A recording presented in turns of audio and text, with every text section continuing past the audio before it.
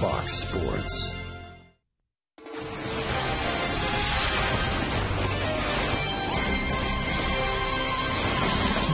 It's always good to be home, especially when you've got a brand new home. The Twins opening up a week-and-a-half-long homestand, the opener in a 3-game series between the Twins and the Detroit Tigers, and it's early season for sure, but it's an early season battle for first place in the American League Central. The Twins have been leading most of the way. The lead trimmed down to a half game now because the Tigers have been red hot. They've won 5 straight and 10 of their last 13 games. In the absence of Joe Mauer, the Twins needed somebody to step up, and Justin Morneau has done that over the last week and a half. He's been one of the league's hottest hitters. Dick Raymer and Burt Blyleven here for the series opener. We had some weather, but it's cleared out. We're going to have baseball for you on time. Talk of the town, of course, the Twins being in first place. The absence of Joe Mauer, you cannot possibly replace what Joe brings to your lineup. Well, maybe one game you can, but, Joe Mauer, he stepped on that bag wrong in Cleveland, ended up, kind of day-to-day with that bruised left heel, and you know what? What do you do? Well, the Twins went down, and they brought up Wilson Ramos. Well, what a debut yesterday for Wilson Ramos. 4 hits in 5 at-bats. This is his first Major League at-bat off of David Huff. Look at that, right through the infield, base hit. Then a base hit up the middle, and then another one that he hit the base of the fence for another single, and then in his 5th at-bat, a double, almost out of the ballpark. This guy showed tremendous strength. Well, a week ago, the Twins were in Detroit. They won the series opener at Comerica Park, had a 3.5-game lead over the Tigers, and were in great position to expand that lead to 4.5 games. But then, well, what happened? Well, Baker had that 6-1 lead, and then just it happens. It happens to every pitcher. You just start leaving some balls up. He walked a couple guys. He gave up 4 runs, let the Tigers right back into that ball game, and they eventually beat the Twins that day 11-6, and they have not stopped winning ever since, winning the last 5 in a row. Including an impressive sweep at home against the Los Angeles Angels of Anaheim, so the Twins will try to cool the Tigers off on a cool night in Minnesota, and some tips for how to stay warm in an outdoor ballpark. Marty Gilder will have that when we come back.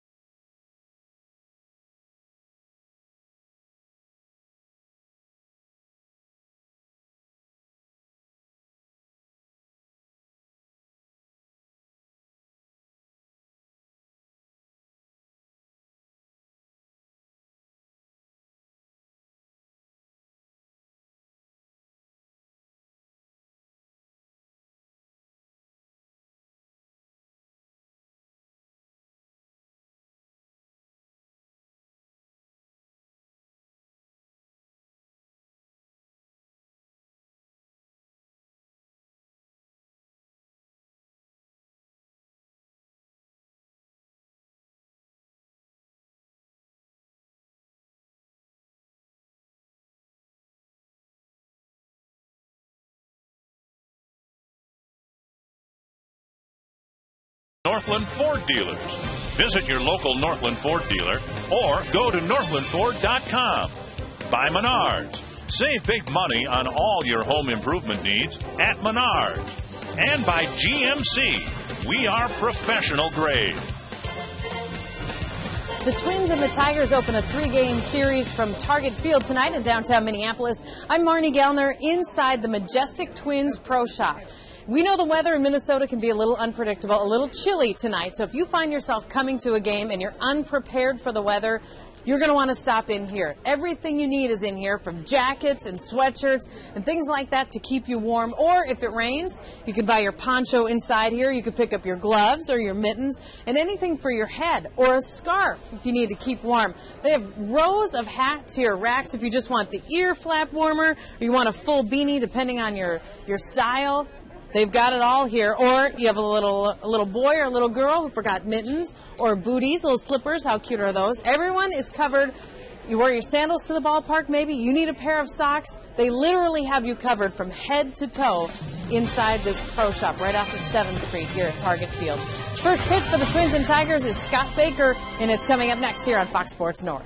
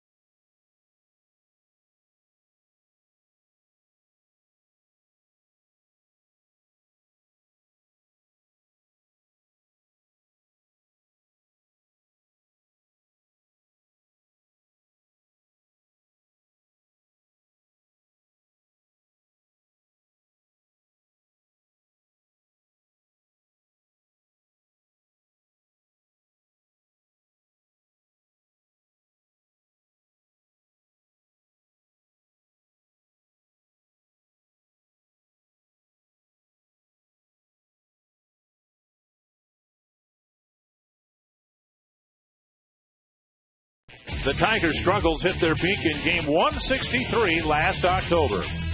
Can Detroit exercise its demons? Or will the Twins' Minnesota Magic carry over to Target Field? We'll find out next on Fox Sports North. Justin Morneau and the Twins taking the field.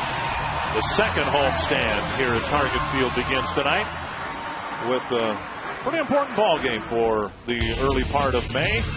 Check out the Menards batting order for the Detroit Tigers. The surging Detroit Tigers. Austin Jackson, outstanding rookie. And Johnny Damon, Maglio Ordonez has absolutely owned Scott Baker. Miguel Cabrera, Brennan Bosch, Brandon Inge, Ryan Rayburn, Gerald Laird, and Ramon Santiago. And my scouting report on Scott Baker making his 6th start of the year. What he needs to do, and this is from pitching coach Rick Anderson, be more aggressive. Stay aggressive in the strike zone. Now, I did look up his April numbers, and they have not really been good since he's been a Minnesota Twins. He is 5-7 with a 5.42 ERA in 17 starts in April. Okay, what's the date today? May 3rd. May 3rd. Okay, April's over with, Scott Baker. Let's go. And for Baker to be successful, needs better control of his fastball down in the strike zone. Northland Ford defense for the Twins. Only 5 errors on the season. Kubel in left, Span in center, Kadair in right. Punto back at third base. Hardy and Hudson have been very good up the middle. Morneau at first. And Wilson Ramos making his second major league start. And the only thing that's bad about his major league debut, now fans will expect him to get 4 hits every game. Well, Justin Morneau said that. You know, where do you go from here? And a big thrill for Ramos and all the Twins to take the field here for the opening game of this series. Here is Jackson, who takes strike 1. What a story is revolving around this young player. His first season in the major leagues, a true rookie, and he has probably been reason number 1. Here's a liner to Morneau for the Tigers hanging near first place. He came out of that Yankee organization in the Curtis Granderson trade. He's done a great job as a leadoff hitter for Jim Leland and the Tigers. So a quick out here. Baker now will face Johnny Damon. Damon has gotten a number of critical hits, including a walk-off home run on Saturday against the Angels. And Baker delivers strike 1. And down in the strike zone. That's very important for Baker to establish down early.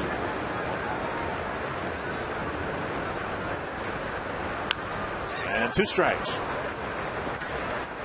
Damon, a late sign for the Tigers. Getting a 1-year deal. Hey, it signed late in February 20th, a 1-year contract worth about $8 million. Damon, this is his 16th season at the major league level. And he slashes it foul. Still 2 strikes. And nothing but strikes so far for Baker. Well, what the Tigers hope that Damon brings them is what he brought the Boston Red Sox and the Yankees. World Series champs for the Red Sox back in 2004 and part of the Yankee championship club last year. And a strikeout of Damon for out number 2.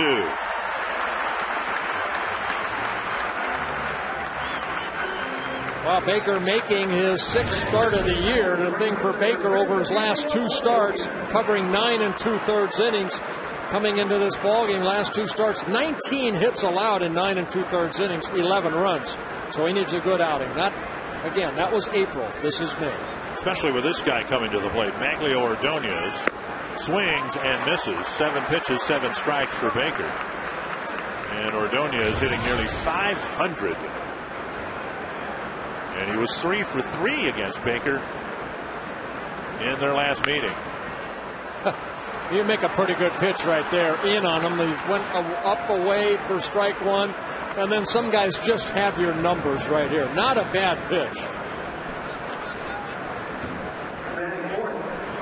Pitch Tracks brought to you by the Minnesota Department of Public Safety. Let's take a look at the pitch right there. Ramos sitting inside exactly where the pitch was, where Ramos wanted it, and Ordonez gets a hit. And now here is Miguel Cabrera. It was Cabrera who did the early damage against Baker in game 163. Remember, Baker was the starting pitcher, and the Tigers jumped out early because Cabrera pounded him pretty hard twice. You know, I had hitters like Ordonez that owned me, but you know what really upset me is when they sent a limo for me to make sure I got to the ballpark. And there's a blast to left. Kubel back, playing the carom beautifully, and that will hold Cabrera to a long single. And now the ball rolls to the mound where Morneau has it. Nobody at second base, and Cabrera will end up there anyway. So Kubel played the carom beautifully in left field, holding Cabrera at first temporarily. Cabrera opening up quickly, and he thought this ball was out the way he reacted at home plate. Instead, it's over Kubel's head. The carom coming right back to him, and you see the throw off line. And Cabrera alertly seeing that nobody's at second base, just kind of walks into second. Well, that might be an error charge to the Twins. Certainly a hit for Cabrera, but a 2-out rally for the Tigers with Bosch at the plate, and he takes ball one. First pitch out of the strike zone after 10 strikes. Yeah, Bosch taking the place for Carlos Guillen, who's on a disabled list and doing a pretty good job. A home run, a grand slam with 8 RBIs so far. Bosch getting called up on April 23rd when the Tigers put Guillen on a disabled list. Big out right here for Scott Baker. This is the aggressiveness that Anderson wants him to stay with. Establish something early. Everything keys off the fastball. I'll say that night after night. But then work in that circle changeup, the curveball, and the slider. Single and an error charge to the Twins, allowing Cabrera to go to second. I would imagine they would give the error to Kubel because of the throw in the infield. And now 1-2 to Bosch. A little bit of light rain falling again, but we don't expect anything of any substance in terms of precipitation tonight. Yeah, Kubel was charged with the error, his first of the year, and for the Twins, only their 6th. A little first inning jam for Baker when he started against the Tigers 2 starts ago. He gave up hits to the first 3 batters and then got out of the inning. Here he got the first 2 outs rather quickly, and now a pair of 2-out hits and another foul off the bat of Bosch. It's cool, but not unseasonably cool. Cloudy most of the day here in the Twin Cities. Mid-50s. It's supposed to be significantly warmer tomorrow and then cool again for the weekend. Just nice to be outside, isn't it?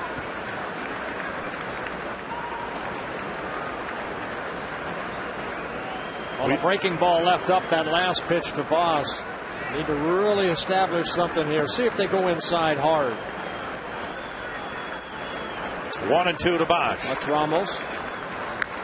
Came inside, and Bosch opened up, tried to pull it down the line. He was voted the Eastern League's best power hitting prospect last year, and we've seen him sting the ball hard a couple of times. Oh, good pitch right here. You see the ball inside, and Bosch just opening up and fouling it off. 15 pitches, 14 strikes for Baker. If I'm a pitcher out there, go in a little bit deeper, or I throw an off-speed pitch. And there's a breaking ball. Looked like a changeup just left up. 2-2.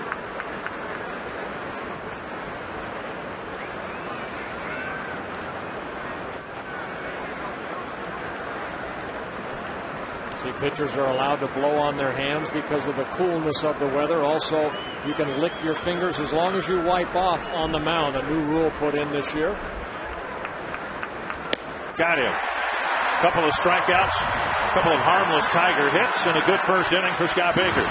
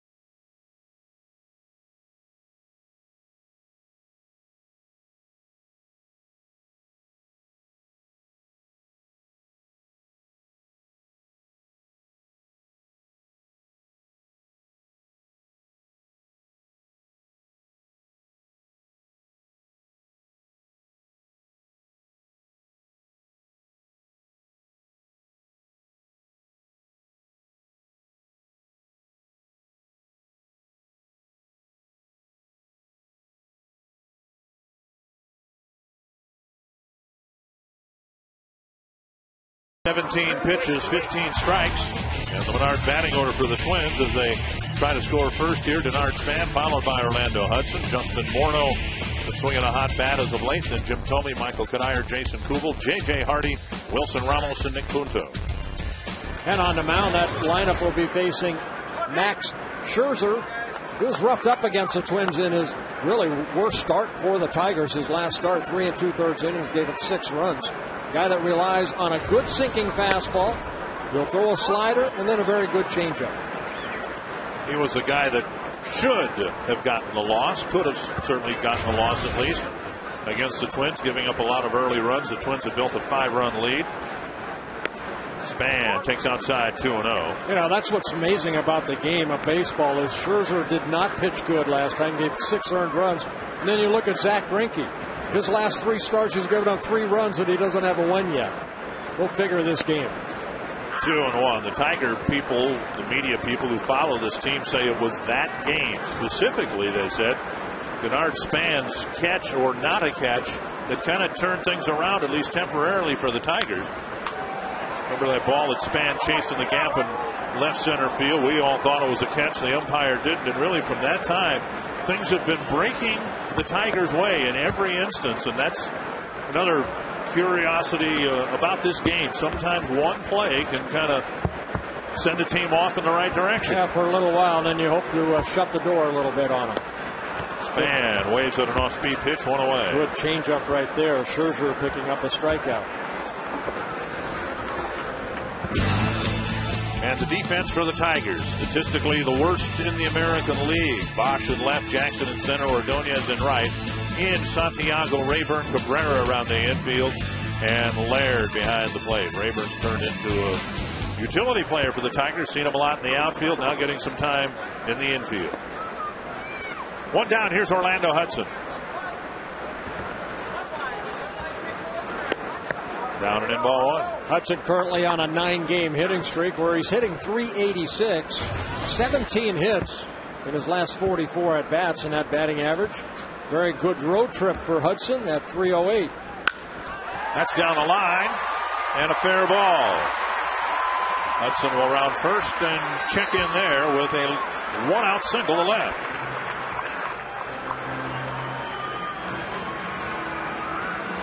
Well, like any pitcher, you're going to try to establish that fastball early, and Scherzer right there, leaving that ball over the middle of the plate. And Hudson, the inside-out swing, gets the Twins' first hit.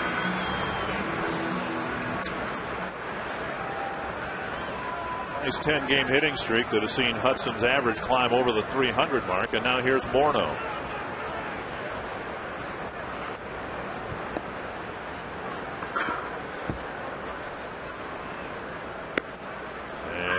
Pitch on the inside corner, a strike.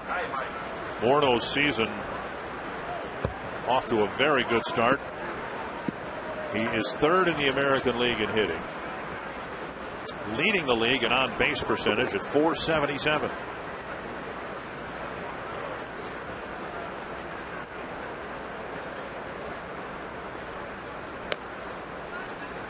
Just off the plate, and it's 1-1. Yeah, Justin has hit 4 home runs over his last 6 games he has played in. You see right there. Jackson, number 2. Morneau, number 3.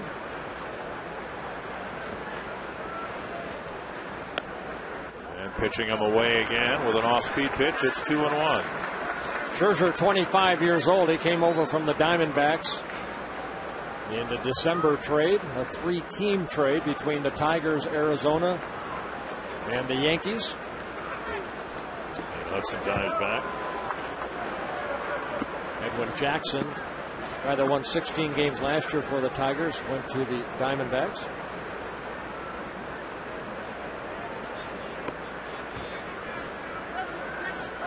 Two and one.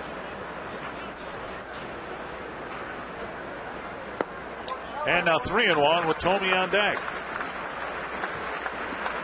Twins trying to put together a rally here. One thing they did very well in Cleveland is score early in all 3 games at Progressive Field. They scored a couple of runs in the first inning.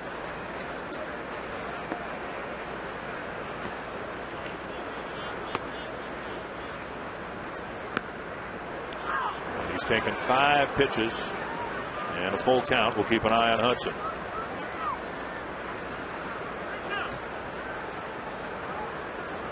Morneau, of course, unable to play for the Twins at the end of last year when the Twins caught and passed the Tigers. Hudson goes and Morneau flips it foul. Odd. Morneau here with 6 home runs in roughly 1 month of the season, on a pace to hit between 30 and 40, but he's yet to hit one here. Yeah. Oh, good time for it right here. Well, I'm guessing that at some point during this homestand, he'll hit his first Target Field home run.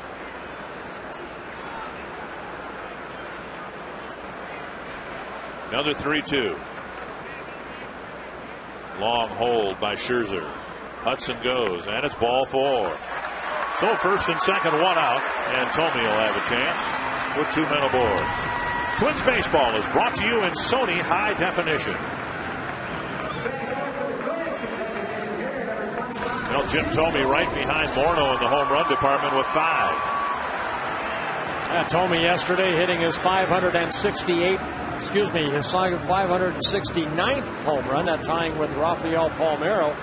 11th on the all-time list.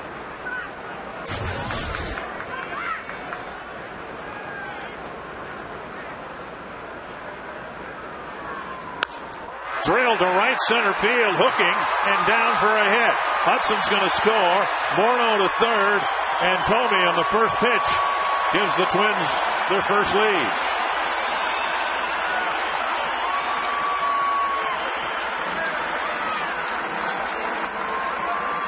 Well, not wasting any time, Jim Tomey jumping on that first pitch. It was Jim Tomey hit a 2-run home run off of Scherzer in Detroit to give the Twins an early 2-0 lead.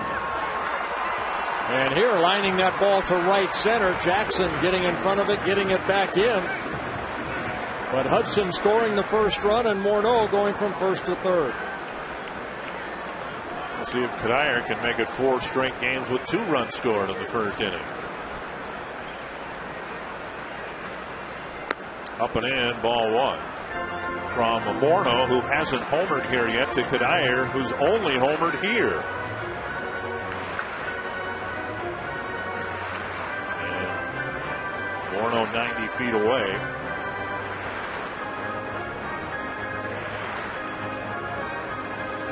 And the Twins taking advantage of the Tiger penchant for giving up first inning runs. This is the Tigers' 27th game of the year.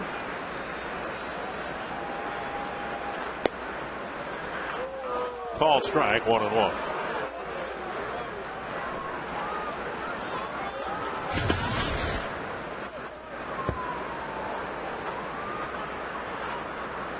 Scherzer's first full season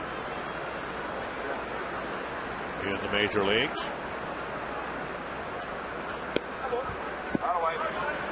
Twins showing a lot of patience here. Even the guys in the middle of the lineup.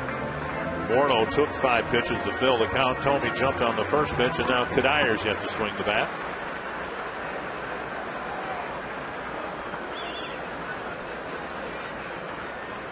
A high drive to left, and Kadire hits a 3-run bomb.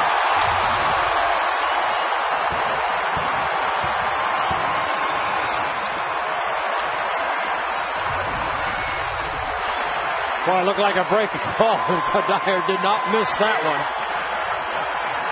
Home run number 4 on the year for Michael Kadire. And the Twins take a 4-0 lead. Scherzer giving up his 6th home run of the year. And the 3rd to a Twin.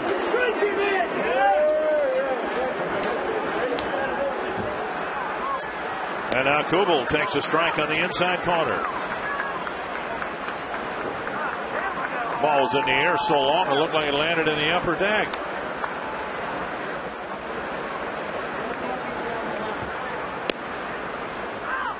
And a called strike, 2 of them now to Kubel. Boy, he smoked this breaking ball right there. And Kadire, good extension, 411-foot home run. That does land in the upper deck. or the second deck here. Yeah, there's one above that. Yeah. Kadire will probably hit one up there before it's all said and done. Yeah, they call that the home run porch. That would be a home run. 1-2 to Kubel. And tap foul. So enough of this nonsense of scoring 2 runs in the first inning. The Twins have put a 4 spot up in the first inning today.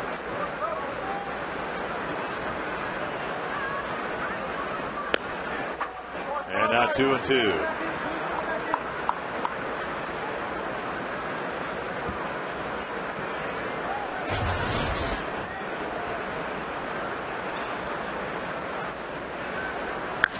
And Kubel bounces it to the right side. Nice stop by Cabrera, and he finds Scherzer for out number 2. Lincoln Mercury key stat, hoping that this will not be to them what the Metrodome was, particularly in the last few years.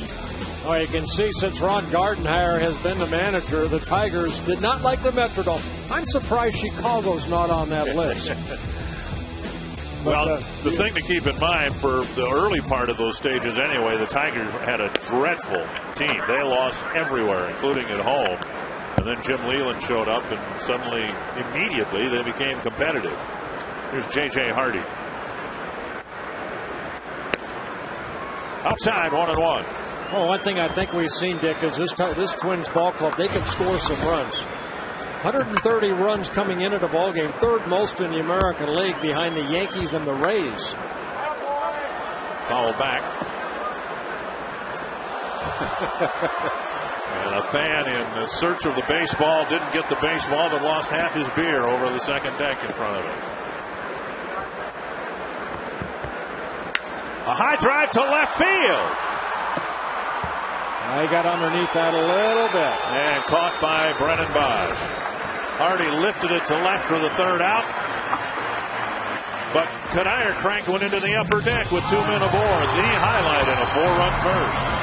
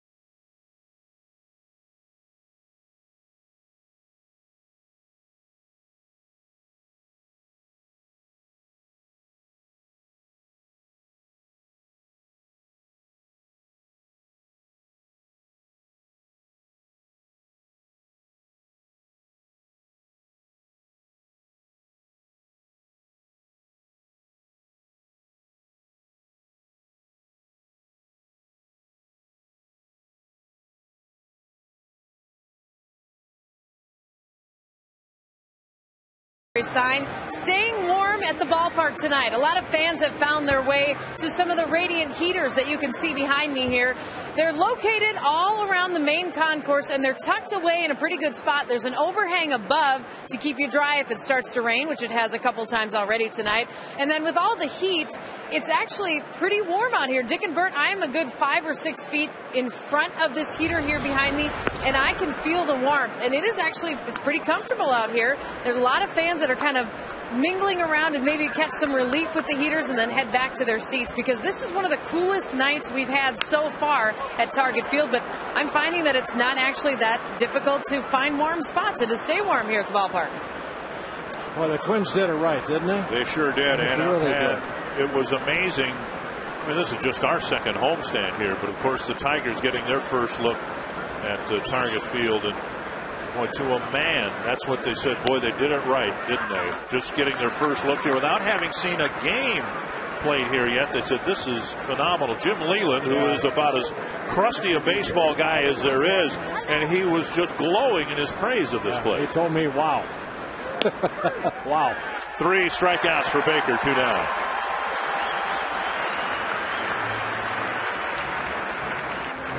Well, this is the area right here that we have seen Baker in the past give up some runs. I'm going to go over his last start. Good pitch right there by Baker. Looked like a little slider working in the inner half of the plate, picking up his 3rd strikeout.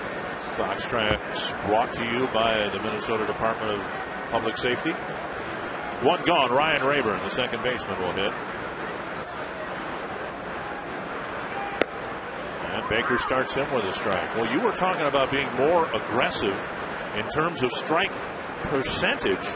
He's certainly done that. 22 pitches, 19 strikes. Yeah, I mean, it's also, Baker controls strikes. Now it's, okay, he's got that 4-run lead, even be more aggressive, but he's a pitcher that can, hit those spots. Sometimes you can see right there 20 strikes out of 23 pitches. But what Rick Anders talking about is sometimes he'll lose his concentration because he has that 4-run lead. Stay focused.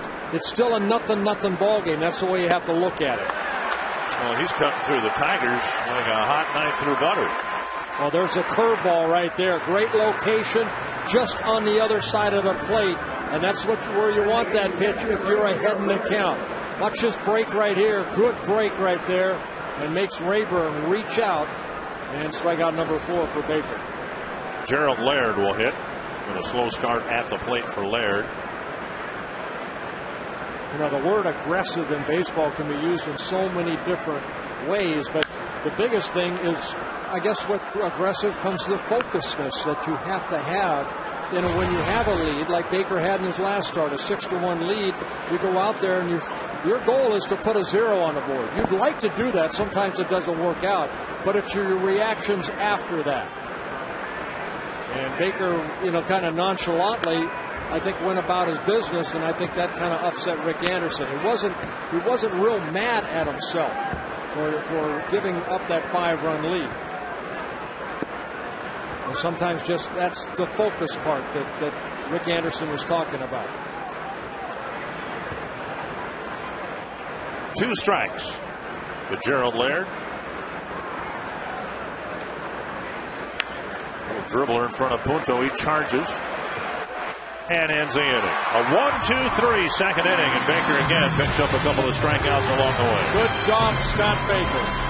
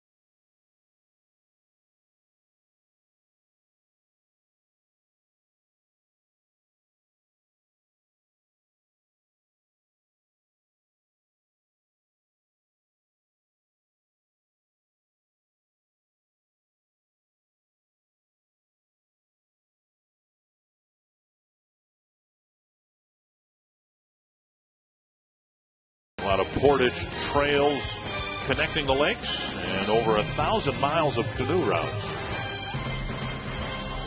out on the plaza area. Michael Kadire with his banner on a flagpole, and Wilson Ramos hoping to somehow follow up what he did yesterday when he got 4 hits in his first major league game, the first Twin to do that since Kirby Puckett in 1984. 1 strike from Scherzer to Ramos. 1-1. Ramos, Punto, and Span to face Scherzer here in the second.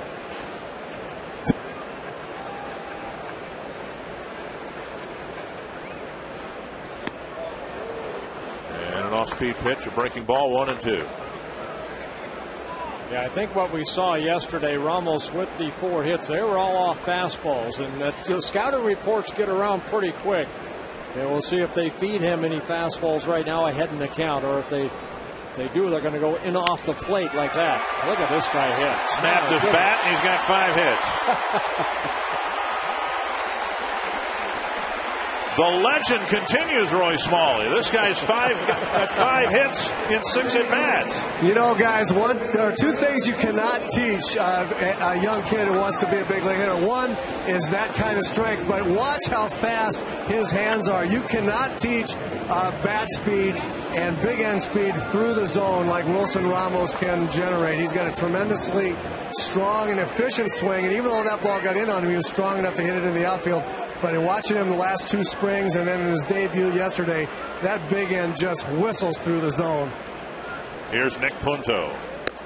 Pitch up high, ball 1. You know, Ramos, one of those guys out of Venezuela that the Twins signed at 16 years old.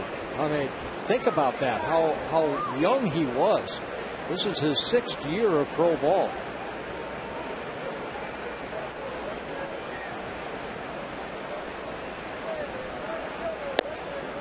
And a strike, 1-1. And, you know, this is just his 2nd game. Let's not get ahead of ourselves for heaven's sake. Let's do it. Come on. But, you know, if he can just do a good job at the plate and behind it, it will give the Twins the luxury, if you will, of taking their time with Mauer. He's their best player. You want to get him back on the field as quickly as you can.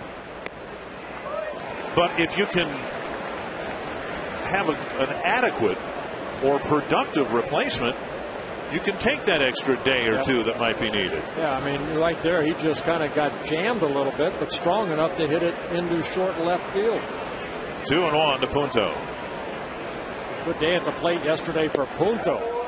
2 hits in 4 at-bats with 3 runs driven in. A big 2-out, 2-run single with the bases full in the 7th inning that gave the Twins at the time a critical cushion for their lead. And that really allowed Liriano to go 7 innings rather than maybe come out after he gave up that 2-run double. 3-1 to Punto.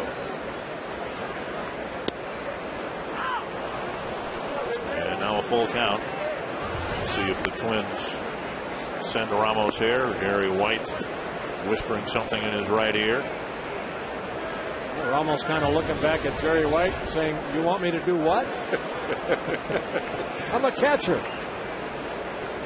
I don't think Ramos is going anywhere. And it's ball 4. Now they'll go to second. Well, it was a walk to Justin Morneau in the first inning that kind of set up that first inning, and then you walk the number 9 hitter. For the 2nd straight year, Major League Baseball and People Magazine have teamed up to identify everyday All-Stars and salute their efforts during the Midsummer Classic. Go to peopleallstars.com and nominate an All-Star from your community. Nominations must be in by May 14th. Just go to peopleallstars.com and submit your entry. There's a lot of good All-Stars out there. Here's Denard Span, struck out swinging before the 4-run outburst in the first inning. See if he's asked to bunt right here. Takes inside a ball. Span with a couple sacrifices on the year. Where he'd like to bunt this ball is toward Brandon Inge at first base.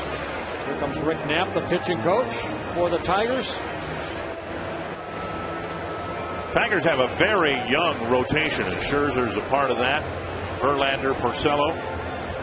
So Rick Knapp spending a lot of time going back and forth, and Verlander's a veteran, but Scherzer in his first full year with the big league. Last year was Porcello's first year, so still learning on the job a little bit. Yeah, a quick trip to the mound by pitching coach Rick Knapp. You know, the starters for the Tigers combined a 5.23 ERA. That's 13th in the American League as far as starters ERA.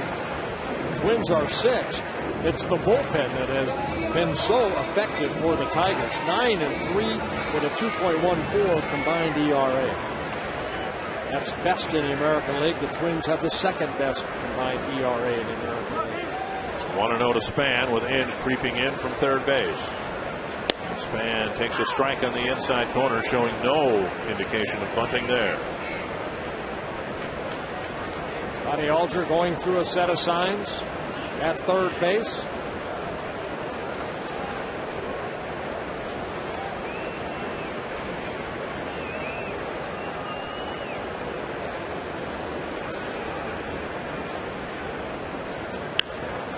Pop up and Inge won't have a play. It lands on the warning track, 1-2. So the Twins, or Span, looked like he wanted to bunt on the first pitch, but then decided not to, and now the count's 1-2.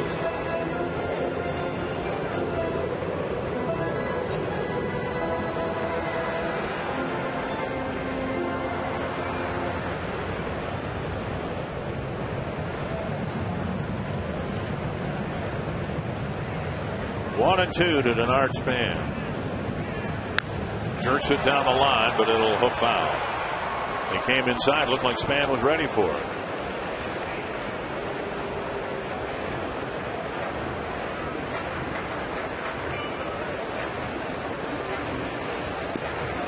You see the defense, especially Jackson in center field, playing a very shallow center field. Maybe positions himself in relation to the center field wall, which is significantly farther away at Comerica Park than it is here. Ripped into the right field corner and a fair ball. Ramos around third, he's going to score. Punto around third, he's going to score. Span barreling to third with a 2-run triple.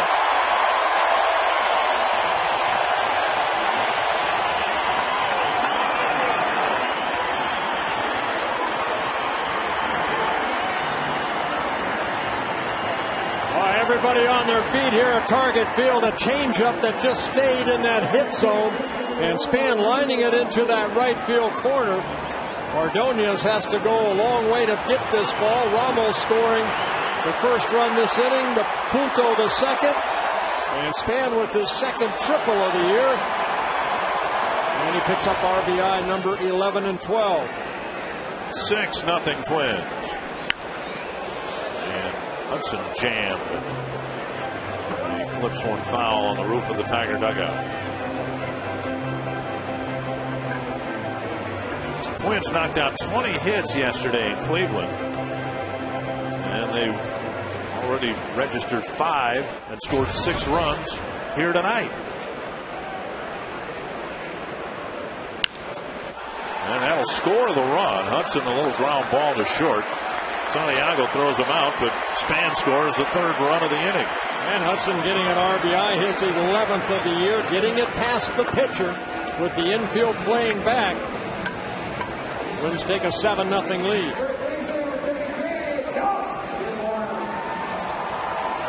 Here is Morneau.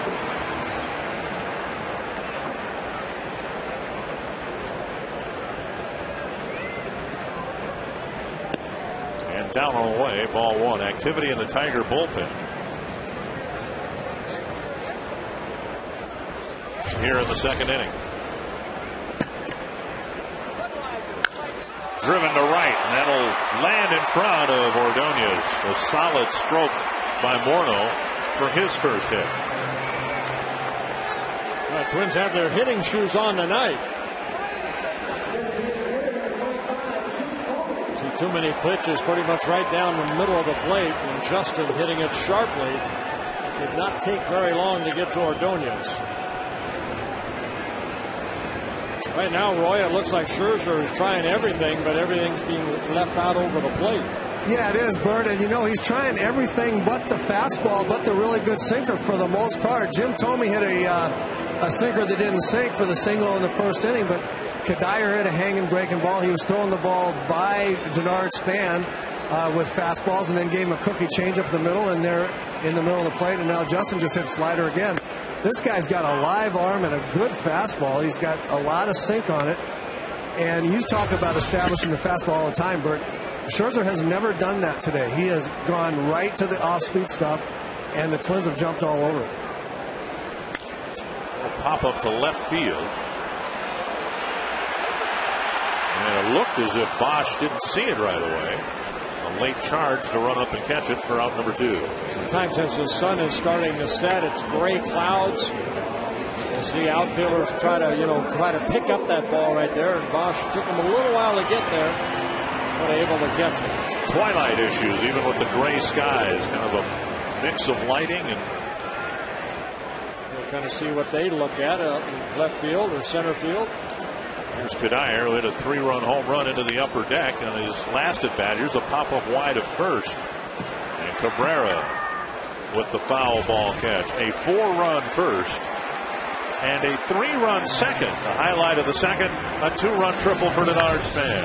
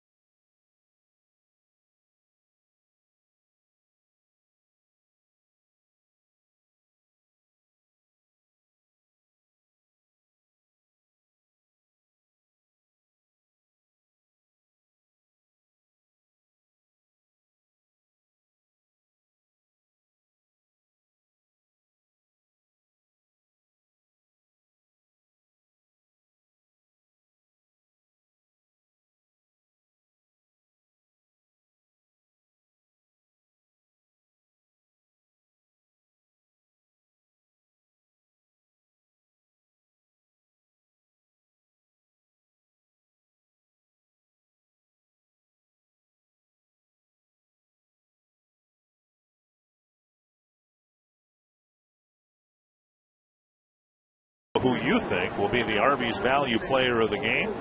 Text the word value followed by a space and the player's name to short code 234-234. And the voting so far has Michael Kadire well in front in a 7-0 ball game. And he got hold of that breaking ball, that big 3-run home run in the first inning for Kadire.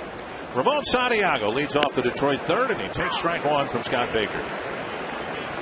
A strike throwing machine tonight. Baker with 28 pitches, 25 strikes. And missing the outside corner.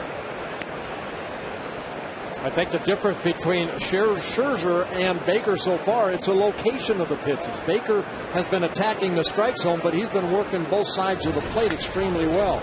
The ball left up a little bit. Again, as a pitcher, sometimes it's difficult, but you have to tell yourself it's a 0-0 ball game. It's not 7-0, it's 0-0. And that keeps you focused. 1-2.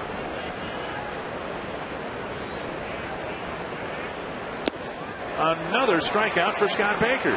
Strikeout number 5 in a ball game. That ball going underneath that swing of Santiago, who's hitting .366 as a left-handed hitter.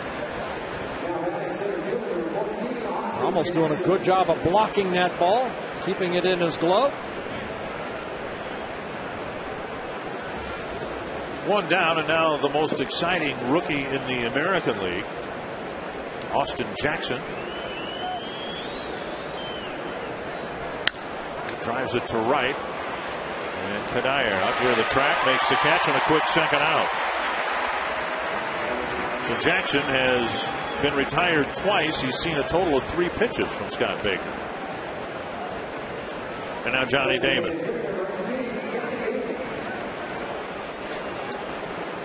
Turned into a beautiful night here, and if anything, the skies are going to clear out here shortly, according to the radar we got a chance to look at. Baker misses low, ball 1.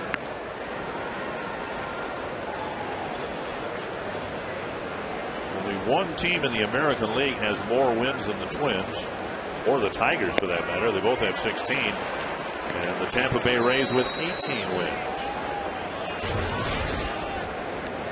1-1.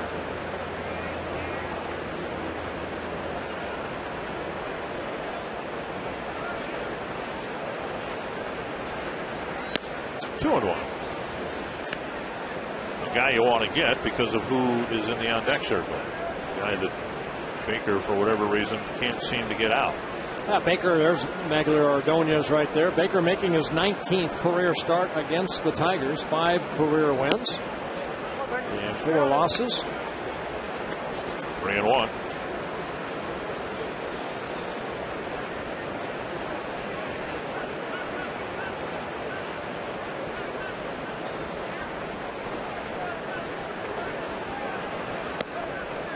And Damon draws a 2-out walk, so Ordonez will have a chance with a man aboard.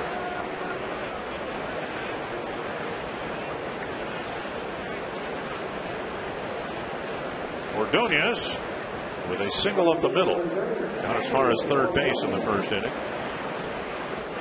And this year he is 4 for 4 against Scott Baker. And in his career now 23 for 46.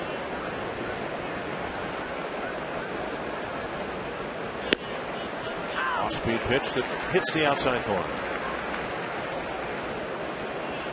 Baker did run into some 2-out trouble in the first inning, but struck out Bosch to end it. A couple of 2-out hits. There was an error in the outfield. And the Tigers looked like they were in position to score the game's first run.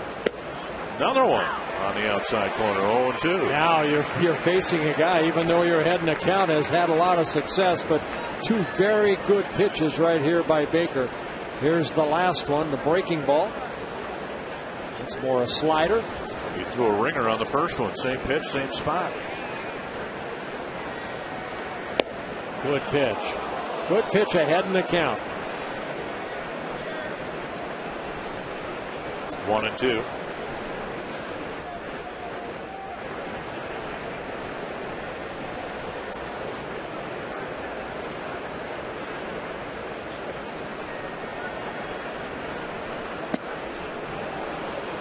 Missing away to even the count.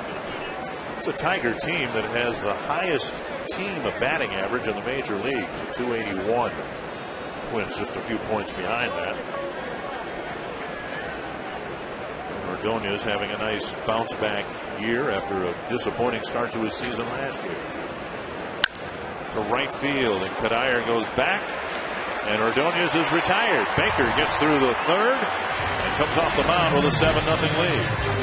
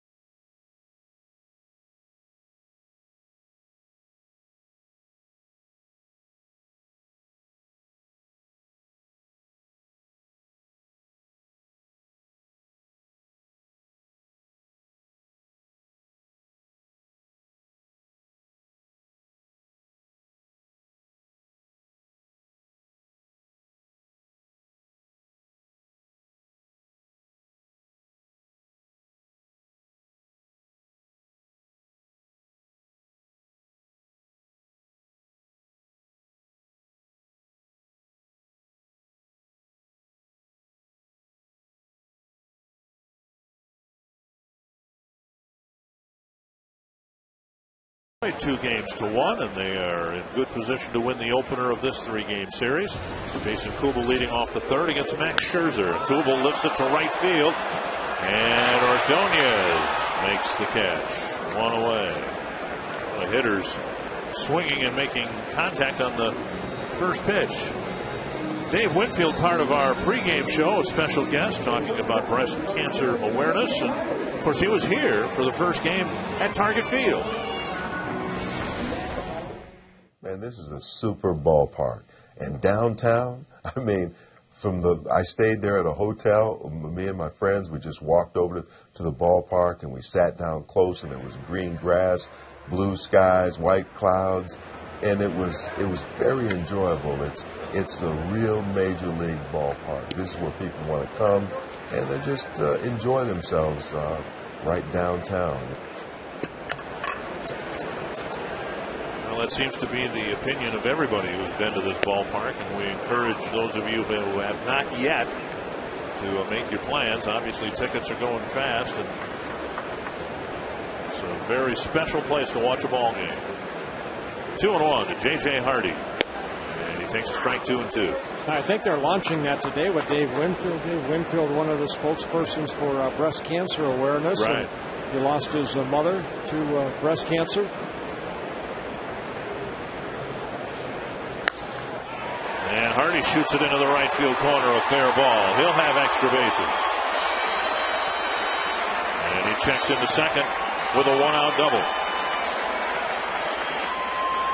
Well, with that base hit right there, Hardy keeping a hitting streak alive, now with 7-game hitting streak. His 4th double of the year. Scherzer just missing, see, up in the zone, and Hardy kind of tommyhawked this ball the other way, right into that right field corner. Been a pretty good week or so for Twins rookies making their major league debuts. Ramos now 5 hits and 6 at bats. And remember, Luke Hughes in Detroit hit a home run in his first major league at bat against Max Scherzer. Yep, over the right field fence. Jim Thome also hit one against Scherzer. 1-0 to Ramos. Chopper to short. Hardy will hold up. It's the third baseman Inge who sidearms it over to Cabrera. 2 away. And it'll bring up Punto.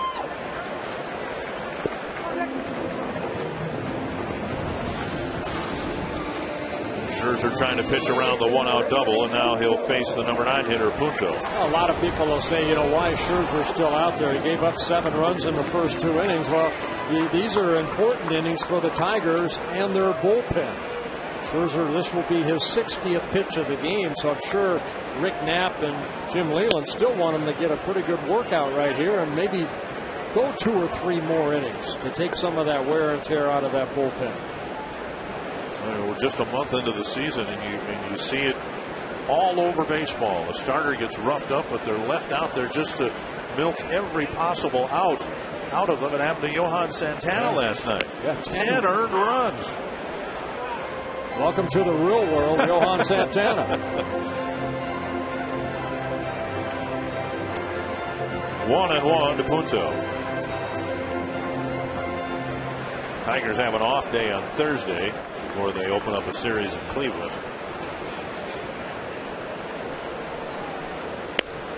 Twins don't get an off day until next Monday, and then they have another one on Thursday.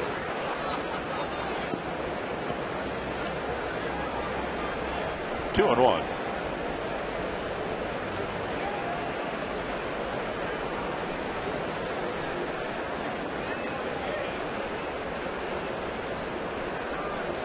Three and 1 to Punto, and Scherzer's in danger of walking the number 9 hitter twice. Span on deck.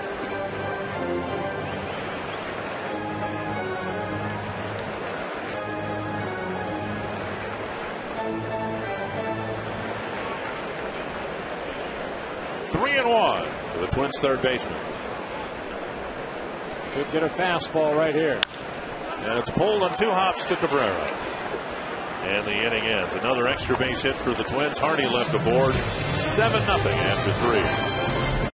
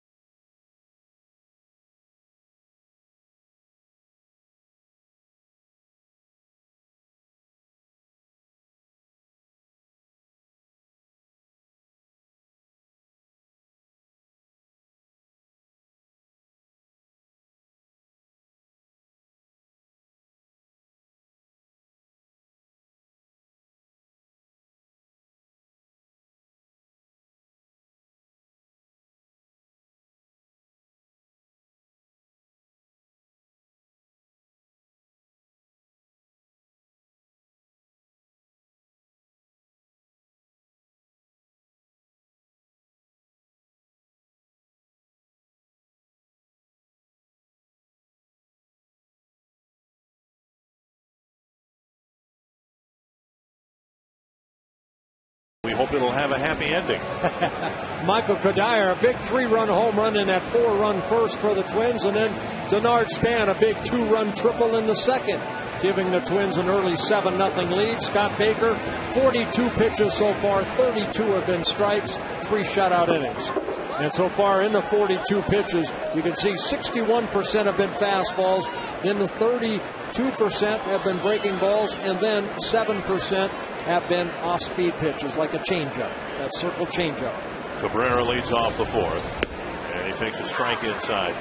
The pitch count, an interesting number to watch, because the Twins are, in essence, pitching a man short.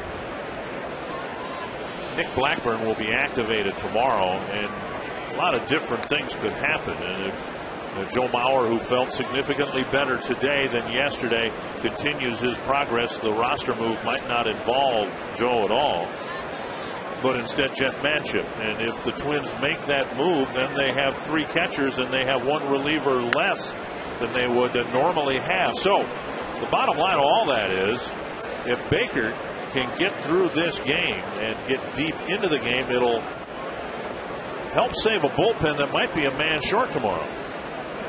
Not a bad pitch right there, but Cabrera so strong he just fought that pitch off and gets his second hit of the ball game, the 3rd for the Tigers. Brennan Bosch will hit, and the 7-0 lead.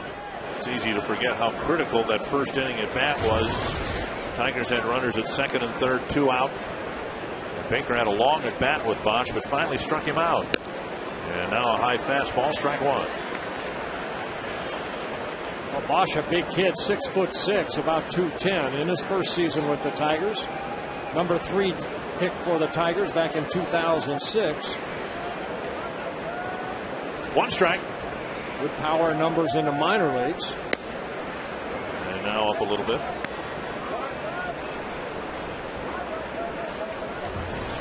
One of the really encouraging things from a Detroit perspective. Here they are playing really good baseball right now, and 3 of their better players right now are rookie players: Bosch, Jackson, and Scott Sizemore. And so as they hope to contend this year, maybe win a division championship, they're uncharacteristically for them doing it with younger players. 1 and 2.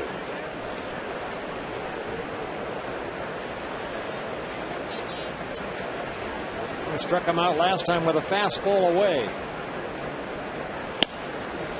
Inside. Came in with a slider.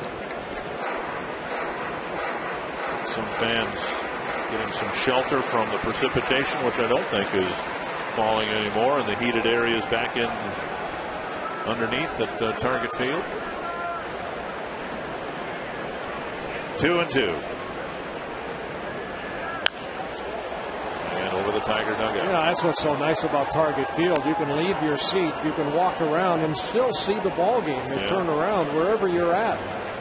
You don't have to sit in your seat just to see the game.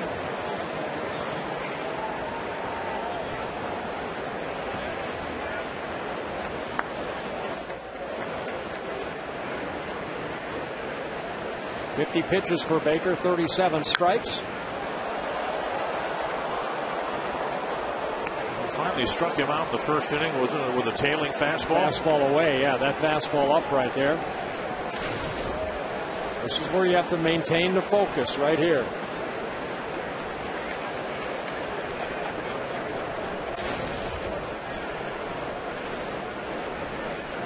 Two and 2.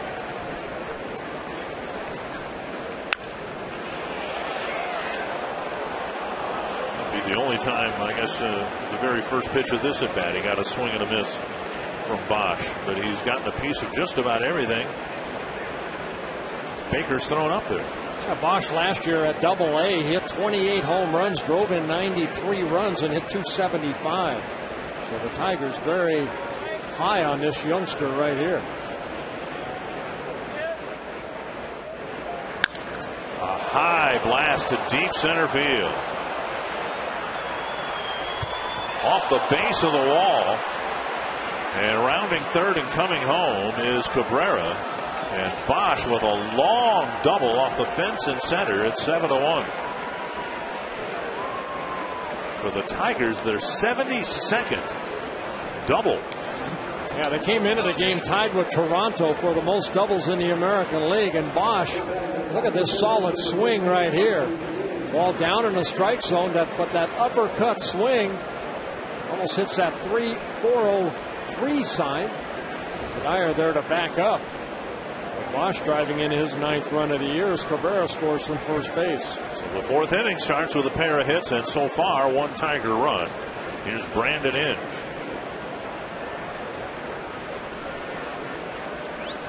Popped up right side, and an easy play for Hudson. So a quick retire of Inge. 1 away, and Rayburn will hit. You can submit a question or offer up a comment online at carsoup.com/baseball. Roger Mazo of New Brighton. What is the record for the most Gold Gloves awarded to one team in one season? Wow, it's a good question. I'd have to go back to the Baltimore Orioles when they had all their Gold Glove winners there with Brooks Robinson and Mark Belanger, Andy Etchebarren, Boog Powell, I believe, won a Gold Glove. Swing and a miss by Rayburn. You have the answer there? Oh, well, yes. Not a trivia question. Well, it's been done 18 times. The record is 4.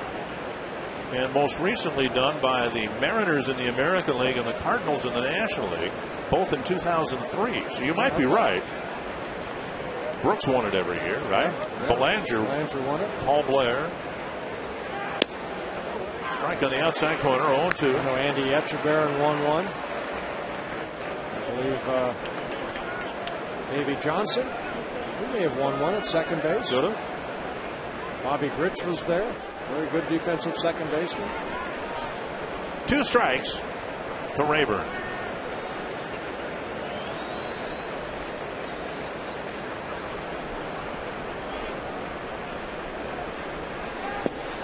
And Baker, a breaking ball, gets another strikeout, his 6th.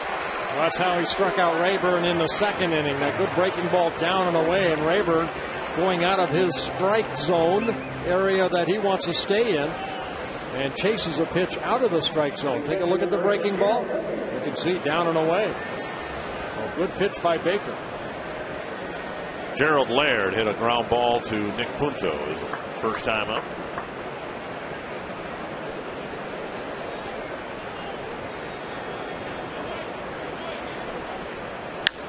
Fly ball to right. Kadire backpedals a couple of steps to end the inning. It starts with a pair of hits and a Tiger run, but just 1 run's all they get. It's still 7-1.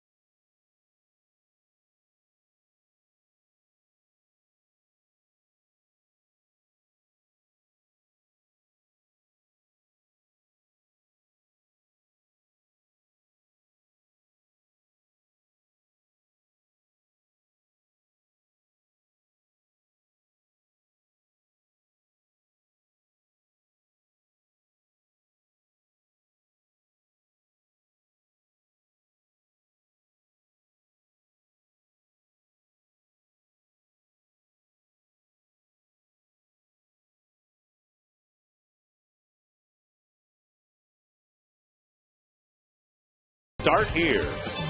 by Lincoln Mercury. Visit your local Lincoln Mercury dealer or go to experiencelm.com.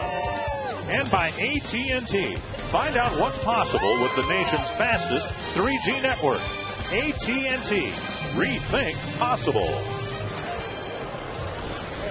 Bernard Spann goes after the first pitch, fouls it to the backstop, 1 strike. Spann struck out in the first, cracked a 2-run triple into the right field corner, and then later scored in the 3-run second. 4 in the first, 3 in the second for the Twins. Nice catch by Cabrera. Scherzer right where he's supposed to be, 1 away.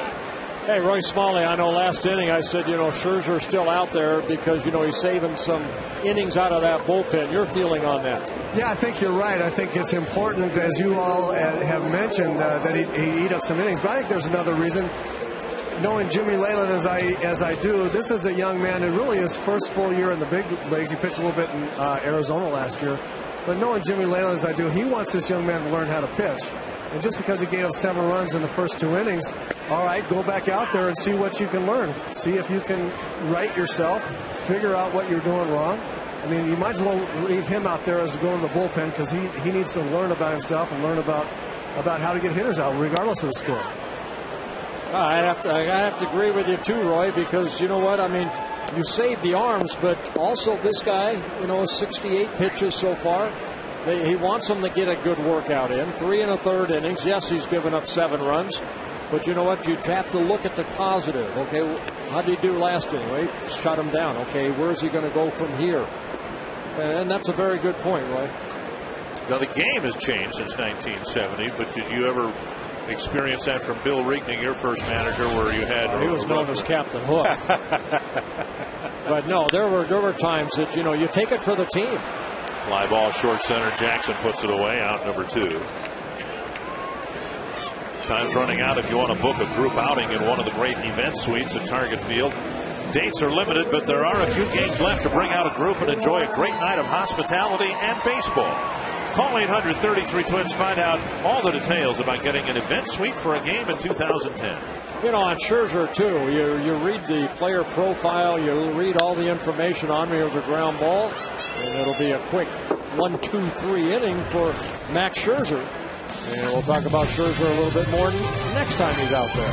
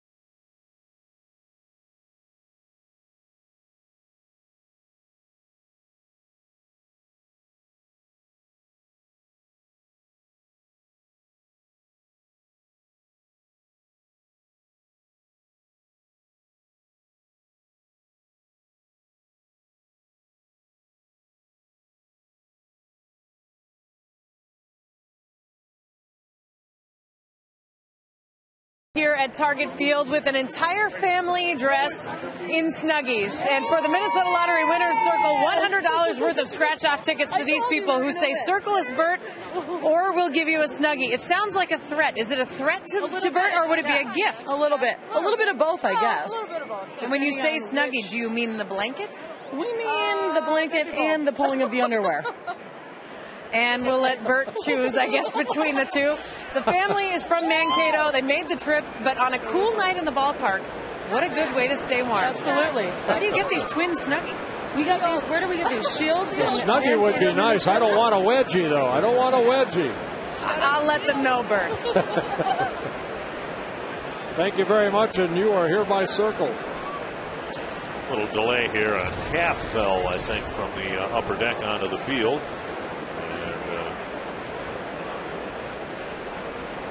And now Santiago lifts the first pitch foul. Back into the seats, 1 strike.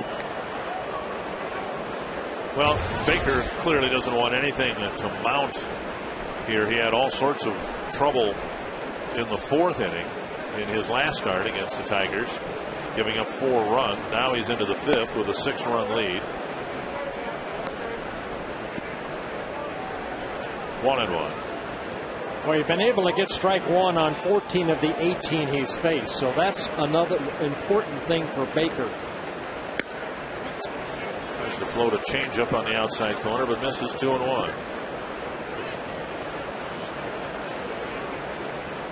In that outing where he had that 6-1 lead, his last start in Detroit, he walked 2 in that 4th inning. And that's unlike Scott Baker. And always good control. Now 3-1. Gave up a leadoff home run to Inge in that inning and then walked Rayburn. And, the home runs, those are going to happen. But I think it was the walks. Tell me about it. It was the walks more than anything. Right. That frustrated both Baker and the Twins. Punto chasing this pop-up. And it lands on the warning track. It's said here that there isn't much foul territory, but in reality down the lines, it's very similar to what we had at the Metrodome. It's just the corners really angle out, and there isn't much foul territory down there. Yep. So third baseman, first baseman do have some sprints they can be asked to run to try to go after foul pops. 3-2. Baker does not want to start this 5th inning by walking the number 9 batter. And he did. So the leadoff man is on for the 2nd inning in a row. Second walk for Baker. AT&T trivia. Which 3 American League right-handed starters have the highest winning percentage since the start of 2008? Well, I would put Roy Halladay in there, but I don't know whether he is considered a right-handed starter in the American League anymore since he's in the National League, but his numbers were accumulated. I think Scott Baker's one of those. Really? Okay. Ball 1 to Austin Jackson. Current AL starters is the question. And Jackson gets another base hit. And the Tigers have the beginning of a threat here in the 5th inning. We'll bring up Johnny Damon. Well, again, this is the area that Rick Anderson, the pitching coach, wants Baker to really bear down and make some good quality pitches. Don't let this game get away from you. A leadoff walk and then the base hit right there by Jackson. Damon has not put a ball in play. He struck out in the 1st and walked in the 3rd.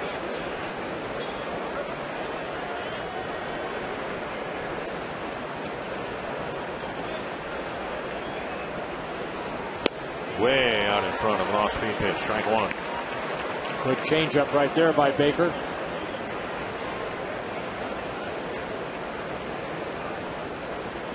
Well, Baker making his 115th Major League start. He has 45 wins, 35 losses. He led the club last year with 15 wins. 1-1.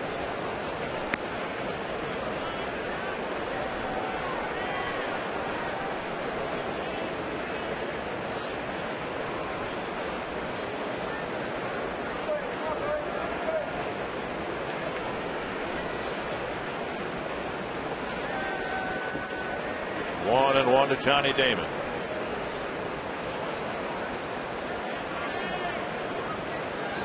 Baker more of a fly ball pitcher. And of course, a year ago, Baker started the season on the disabled list with a bum shoulder. Yeah, in the month of April, like I mentioned, 17 career starts in the month of April, 5-7 with a 5.42 ERA. So kind of a slow starter, and that ball getting away from Ramos, and both runners advance. So a wild pitch.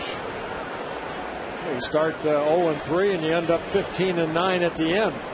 Take a look at this pitch right here. Ball hitting the dirt and then getting away from Ramos. I think it'll be ruled a wild pitch. Ramos tried to backhand it. 2-1.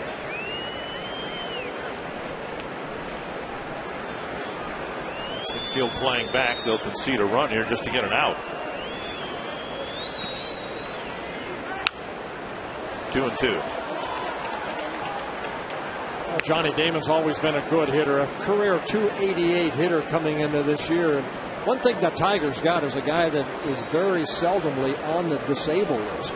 Been on the disabled list only one time in his career. This is his 16th major league season. 70th pitch for Scott Baker. All the way. And really, that's been a chronic problem for the Tigers. Veterans, mainly Carlos Guillen, is one of their better players, who has not played a full season in quite some time. He's on the disabled list now. And having a veteran player is great, as long as they don't break down. Right. 2-2 to Johnny Damon. Damon with that open stance, the feet moving around. Popped up a foul ball. Punto can't quite make the play and almost spills over the railing.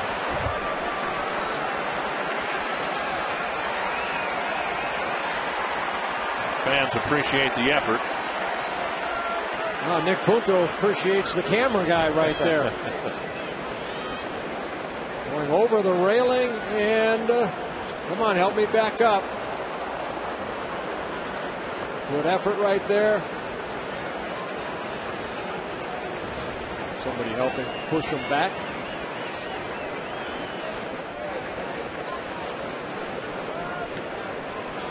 Another 2-2 to Damon. Left field. Kubel with a long run. Punto slams on the brakes and it lands between them. Another uncatchable foul ball off the bat of Johnny Damon.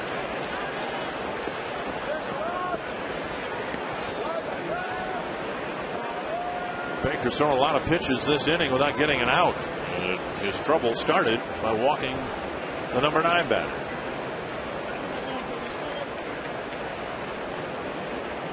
And of course, Ordonez is on deck.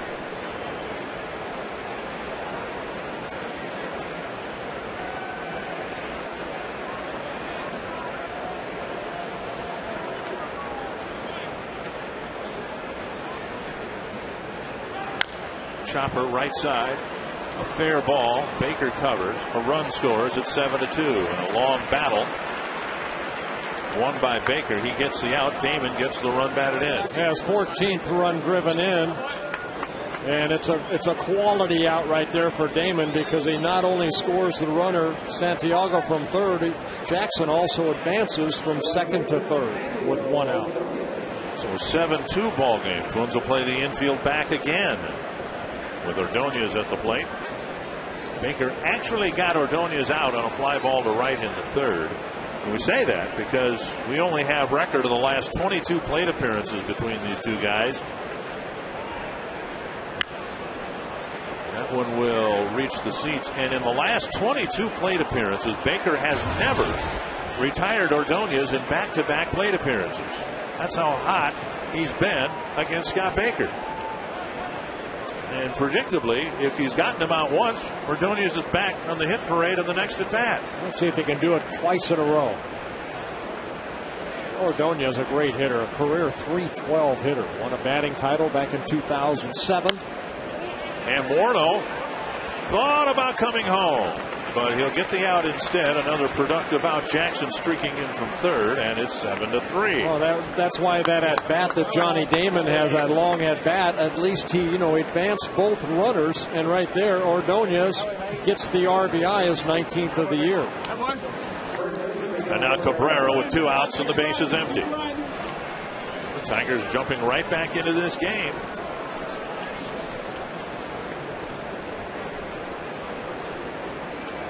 Cabrera with 2 hits. He fired a bullet off the fence and left for a single in the first, and then flipped one into right field for a single, leading off the 4th inning. Well, this is a time of the game, too. We've seen Baker leave some pitches up right here. He's got to get back down in the strike zone.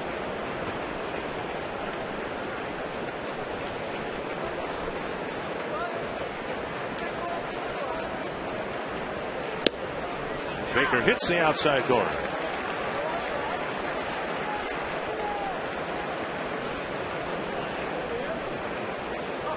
Cabrera, big man, 6'4", about 240. He likes to open up quick, very quick hands.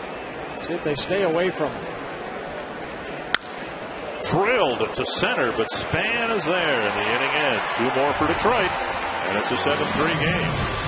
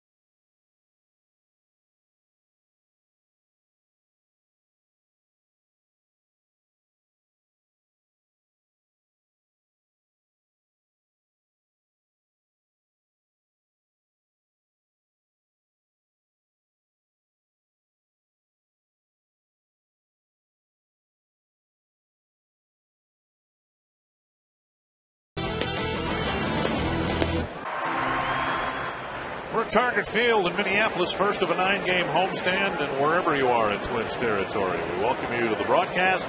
Marnie Gellner, Roy Smalley, Bert Blylev, and Dick Bramer, first of 3 between the top 2 teams in the division. 7-3 Twins lead. The first Twins run driven in by Jim Thome with a first inning single. Whoa, watch out. And Thome's bat sails into an aisle, thankfully. And it's 1-1. Over the first 8 rows and into an aisle, harmlessly, we think. This is a Tony Oliva bat toss right here. Luckily everybody's all right. 1-1 to Thome, who had a fly ball to left in the second. You know, tying Palmeiro on the home run list, that's impressive. For some reason, to me, it's more impressive if you say it this way. There's only been 10 guys in the history of the game who have hit more home runs than Jim Thome. Harmon Killebrew, one of them. But imagine that. They've been playing this game for a century and a half, roughly. And he drills this to center, but it carries to Jackson for the first out. Tenayer's got a long ways to go to catch Jim Thome, but he had an awfully big home run in the first inning for the Twins. Our Coors Light Cold Hard Black. Yeah, this for Michael Tenayer's 111th Major League home run. A 3-run home run that helped the Twins score 4 runs in that first inning. Twins find themselves leading by 4, but when you've led by 7, Getting that next run might be important for the Twins. 1-0 to Kadire. You know, last inning I started on Max Scherzer about, you know, what the scouting report says about him, that he relies on a good sinking fastball, the slider, and a very good changeup. Well, he's one of those guys like a Nick Blackburn, I think. If you don't get him early, now he's settling in a little bit. He's retired 6 straight. So, you know what? I mean, you have to get guys like him early. #1 pick by the Arizona Diamondbacks back in 2006. Well, he walked a guy in the first and paid for it. He walked a guy in the second and paid for it. Now Kadire draws a 1-out walk here in the 5th. Yeah, 3 walks, only 1 strikeout in the ball game. Here's Kubel. Bouncer to first, and then he hit a fly ball to right in the 3rd.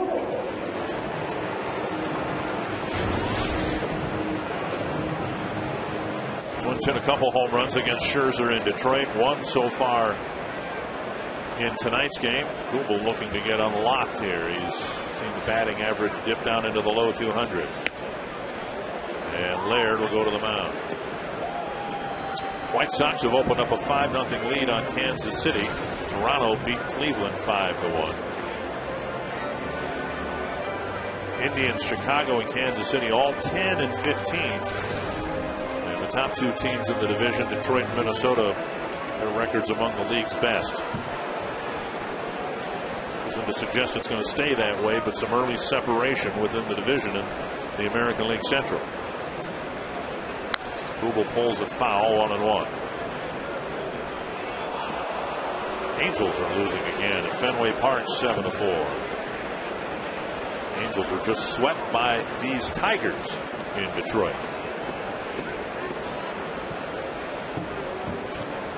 1-1 to Jason Kubel.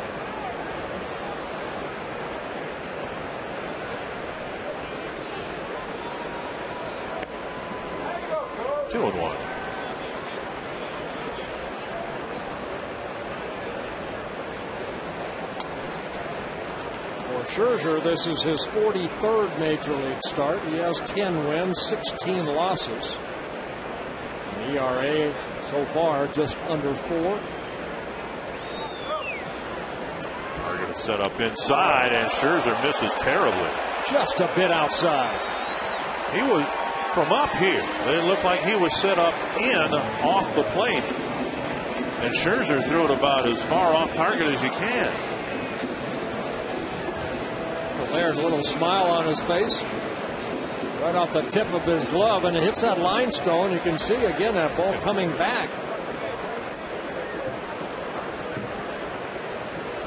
So Scherzer with his first wild pitch of the year. And now Kubel draws a walk. So back-to-back walks. Activity again in the Tiger bullpen. And J.J. Hardy coming to the plate. Brad Thomas warming up for the second time. Thomas got the win in Detroit when Scherzer had the short start. And the Tigers came back on Scott Baker. Yeah, that was Thomas's first major league win. There's Rick Knapp again, the pitching coach. J.J. Hardy with a double his last time up.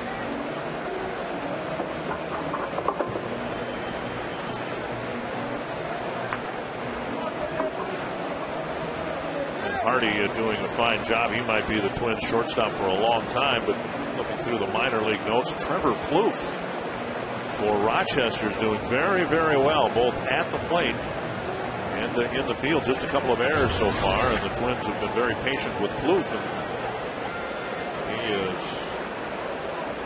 maybe finally something has clicked with the former #1 draft pick. Here's Hardy. And a fastball up high, ball 1. Laird thought it was a strike. Hesitated in delivering the ball back to the mound. Jim Reynolds, the home plate umpire.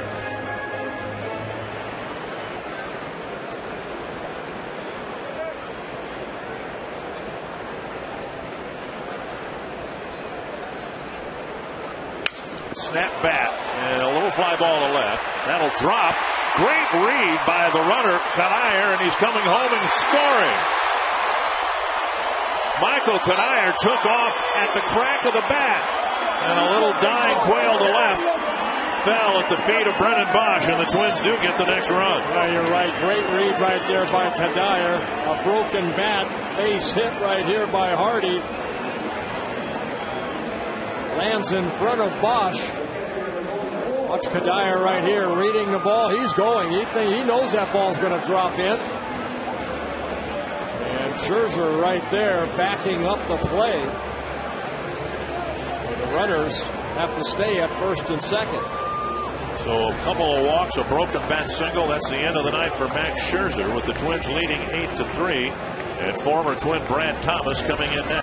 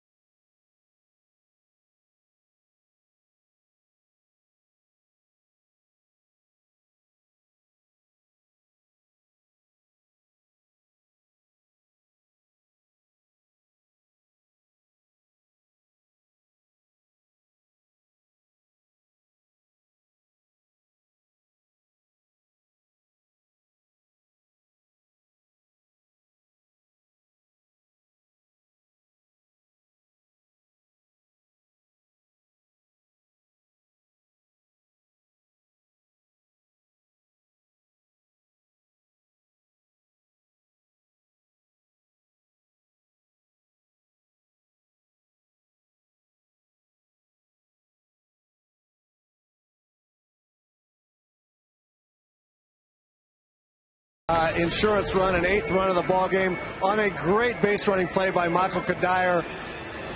You'll see him get a great jump off second base on a broken bat hit. Most guys are waiting to see whether that will drop.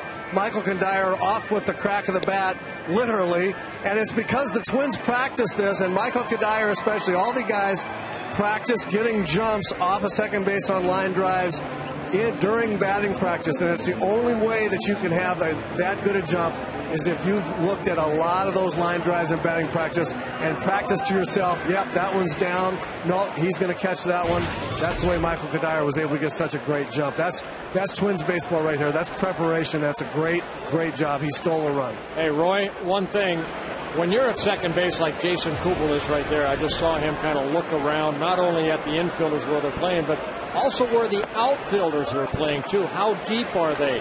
That's one thing that Kadire was looking at, and he saw Bosch was playing a pretty deep left field, and then that helps the reaction, correct? That's a great point, Bert. He knew where the left fielder, he knew where all the outfielders were playing, and he saw the ball get in on J.J. Hardy and break his bat, so he knew that was going to be a Diane Quayle out there, and the left fielder had a good chance of not being able to get to it. Ramos twisting it to the corner, down for another hit, and it gets by Ordonez. One run's going to score, and Ramos has just driven in his first major league run with his 6th hit.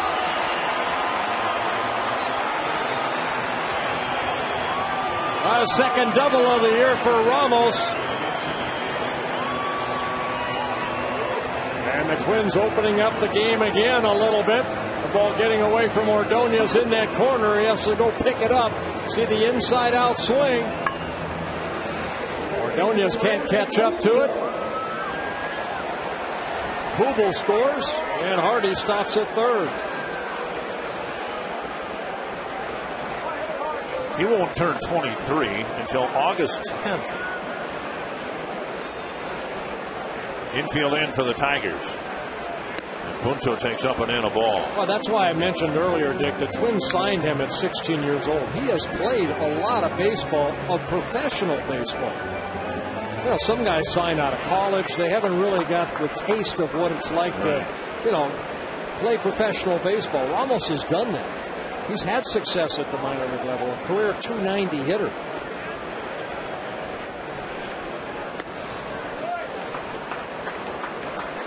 And let's tip a cap when it's appropriate that Ramos is able to come up here and get 6 hits in his first 8 at bats is due in part to the fact that he'd been playing every day in Rochester. If he were the backup to Mauer and now promoted to the regular catcher, he, like Drew Butera, would have had about 12 at bats in the first month of the season, and presumably would have been incapable of picking up as many hits as quickly as he has. Yeah, and that's why, you know, Gardy, it was hard for them to send this guy out, Ramos, in spring training.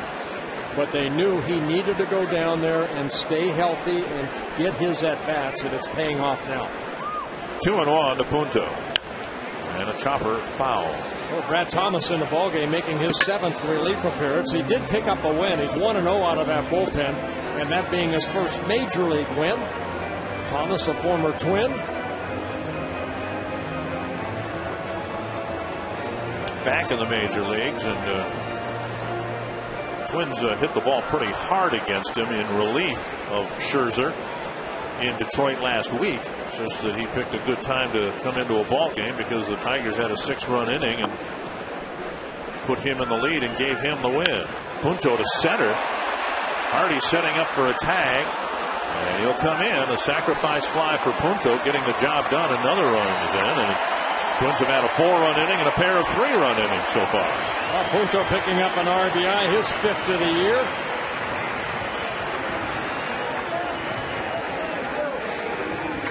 And now Span will hit with a runner at second and 2 away.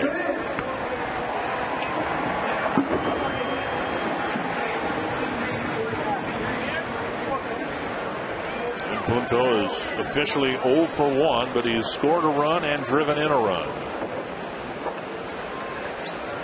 Span has scored 1 and driven in 2 with his second inning triple. Covers the inside corner.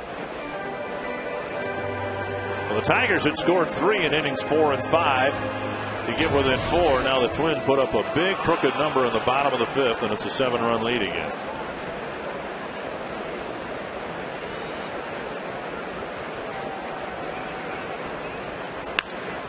And Span lines it foul the other way, 2 strikes.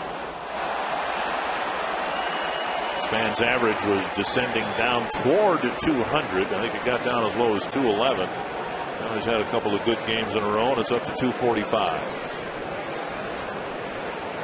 10 runs on 9 hits, and all 4 batters that Scherzer walked came around to score.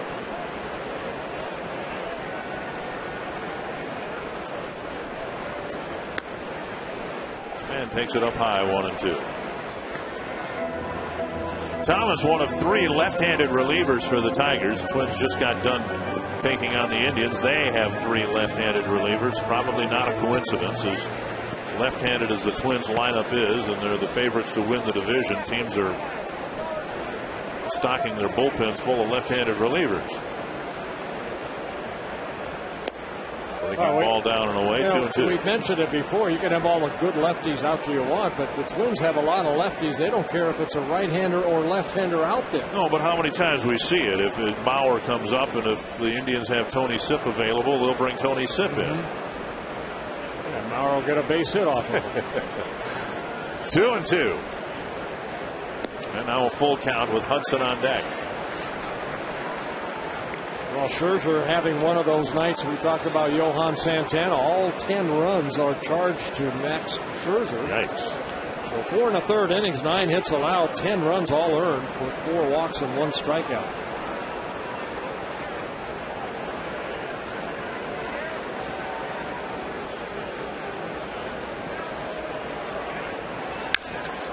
Chopper to the right side. Rayburn has it.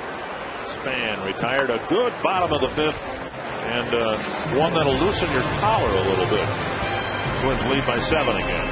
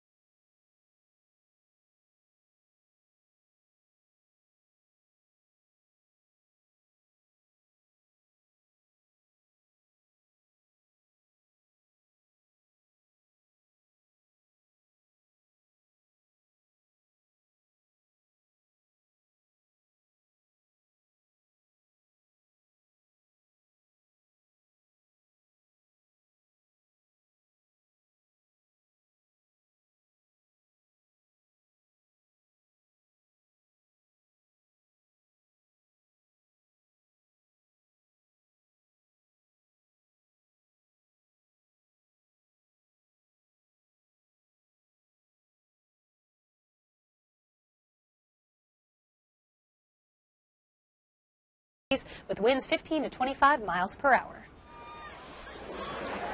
And Scott Baker pitching with his second 7-run lead. And he misses outside. First pitch to Brennan Bosch. Yeah, but I'm going to say it again. If you're a pitcher, it's still 0-0. That's the way you have to look at it. Baker has a chance right here to get into the 7th and 8th inning if he can get some quick outs here. I'm looking around just at first glance, though. There are 8 very expensive scoreboards that are telling everybody else it's 10-3. How can he talk himself into the fact it's 0-0? Because you concentrate on getting this guy out right here, and he did it. Ground ball to Morneau. And Bosch is retired, 1 away. Marty Gellner staying warm someplace on a cool May evening. In a 0-0 game. Yeah, well, and the tough assignment, Dick and Bert, of heading up to the Budweiser roof deck. That's where I am right now, high above Target Field, where the fire pit is raging. Well, it's burning brightly anyway. Behind me, that's one of the unique nuances here at Target Field, especially on the Budweiser roof deck. There is no other fire pit like this in Major League Baseball. It's natural gas. It gives off some great heat, and it doesn't sound like, yeah, well, not that kind of natural gas, Bert. It doesn't have the crackle of the actual fireplace, but it's keeping people warm. And up here is a private party tonight. There are some individual game tickets that they sell on Thursdays and Saturdays, but the Budweiser roof deck is a really popular place. And something that makes Target Field so unique, and a fire pit. I mean, where do you find a fire pit at a baseball park on a chilly night like tonight? It's a popular place up here, Dick and Bert. Come and get me when the game's over. I love places that have natural gas. Moving on, Ryan Rayburn with a couple of strikeouts. We saw Brandon Inge right there jump on a pitch middle in and get a double down that left field corner. A 1-out double for Inge, his 11th double of the year. Baker's been able to strike out Rayburn twice. Last time it seemed like he got him on a steady diet of breaking pitches. Right. 1 strike.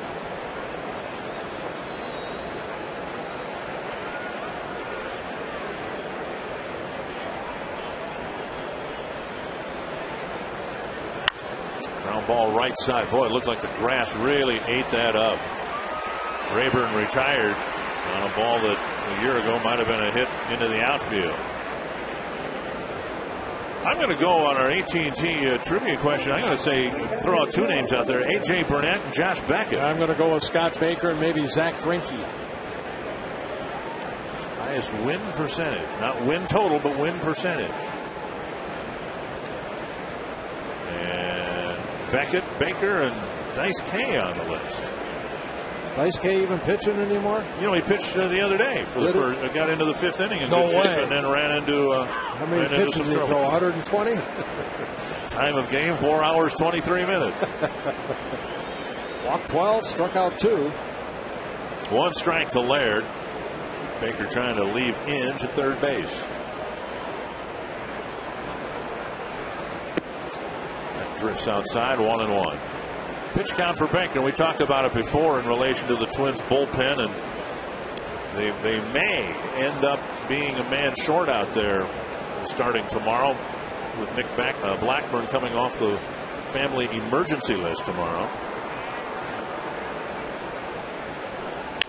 That's driven to left. Kubel back a couple of steps, and it's a scoreless 6. Scott Baker giving up 3 runs through 6, and enough left in the tank. He hopes to get through the 7th.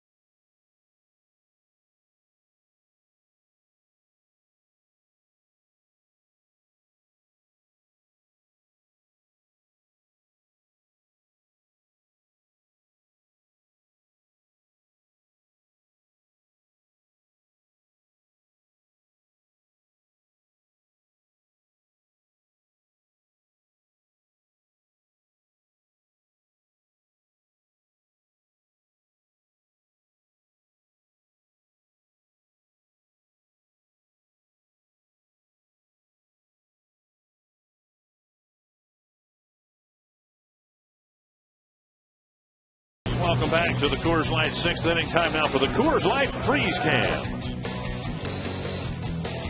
And there's Wilson Ramos. Hitting that double down that right field line, picking up his first major league home run. RBI. Excuse me, RBI. The home run's coming. It almost seems inevitable, doesn't it? I mean, the way he's hitting the ball. He's already got 6 hits in 8 at-bats in the big leagues. Orlando Hudson will lead off the 6th for the Twins. Yeah, Brett Thomas. That first hit he got, I asked him on the plane last night what he's going to do with that baseball. He said he's going to send it to his mother. Well, very nice. Yep. Venezuelan native. 1 strike, or a 1 out, I should say, in the bottom of the 6th. Hudson quickly retired, and that'll bring up Morneau. Morneau walked and scored in the first. We're told that Hudson's got an issue with a hand that has gotten some attention. Yeah, his left hand.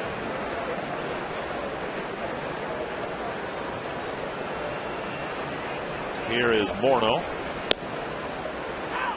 And there is strike 1.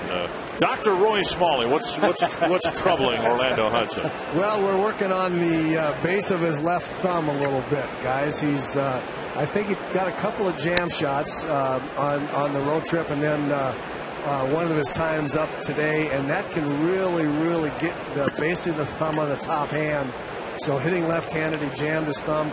I was going to say it was kind of a blessing for the left-hander being here. He got a chance to hit right-handed because it would not, I don't think it would affect him nearly as much, but he didn't like the way it felt right there, swinging and popping that ball up, even though it wasn't a jam shot on that tender left thumb. He's really favoring that and kind of shaking it in the dugout here. Morneau, grounder right side, and it'll bleed through. So a walk and a pair of hits for Morneau, who continues to lead the world in on-base percentage. And that'll bring up Jim Thome. Yeah, Justin just reaching out and getting it past the diving Cabrera at first base. For Justin, his second hit of the ball game. Thome singled in a run in the first, hit a fly ball to left in the second, and then lined out to Jackson in center field.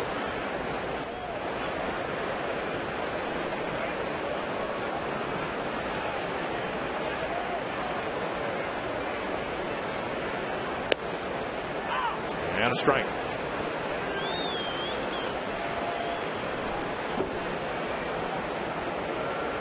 Even without Joe Mauer, and let's not for a minute suggest that the Twins want any longer stay out of the starting lineup than is necessary for Joe.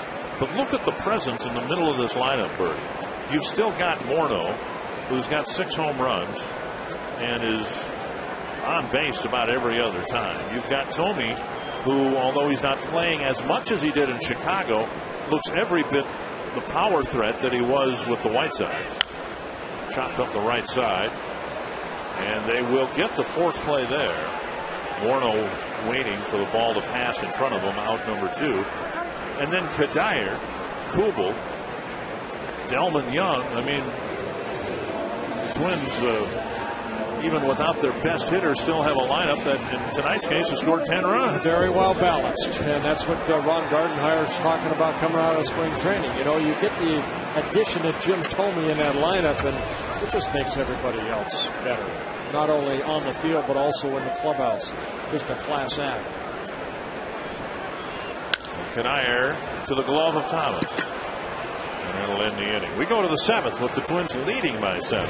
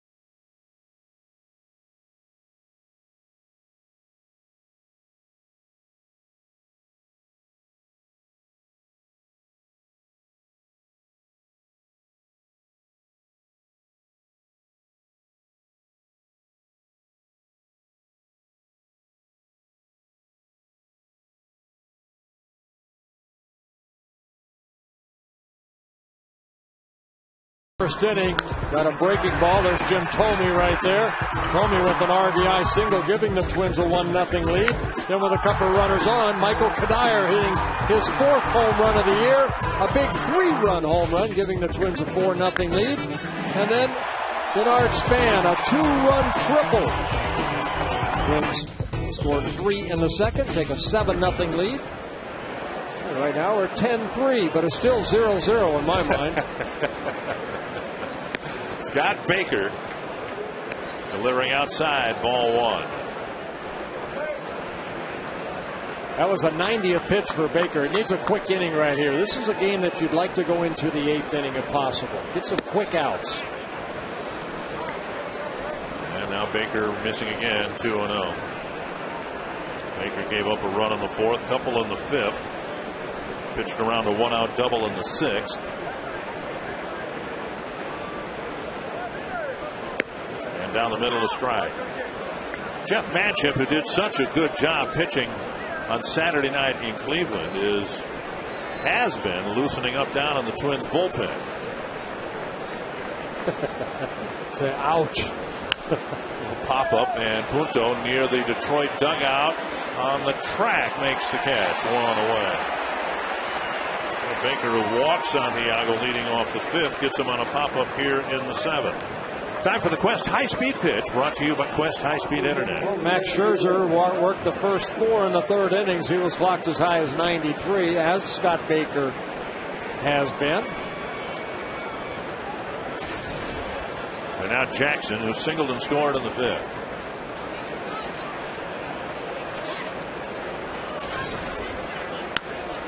Fouled away. As Jim Leland said after the Tigers swept the Angels on Sunday, and he said, meaning no disrespect to Curtis Granderson, no one in Detroit is even talking about Granderson, who put on the disabled list. Looks like he's going to miss about a month for the Yankees. But Jackson has stepped right in and looked like a veteran all along in being one of their more productive hitters. 2 strikes here. Baker getting ahead of Jackson quickly. Jackson in the first 3 weeks was very strikeout prone, but he's even cut down on the strikeouts lately. Well, get to know the pitchers a little bit better. Jackson just 23 years old. 1-2. Played a flawless center field.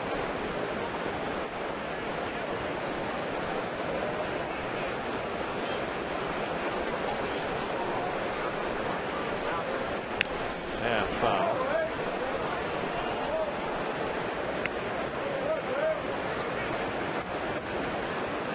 Jackson 5 major leagues or minor league seasons with the Yankees, a career .288 hitter, but 124 stolen bases.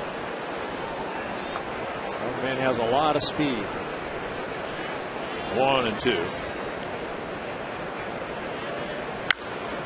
Driven hard to right center field. Kadire going back over his head, just off the tip of his glove. And Jackson digs for second with a stand-up double.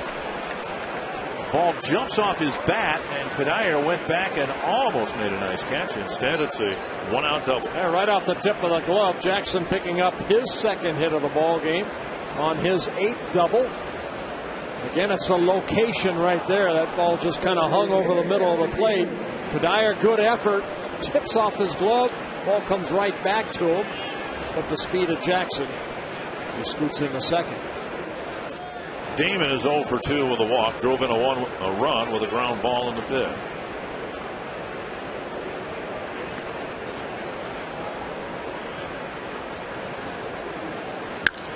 It's hit well to left center field.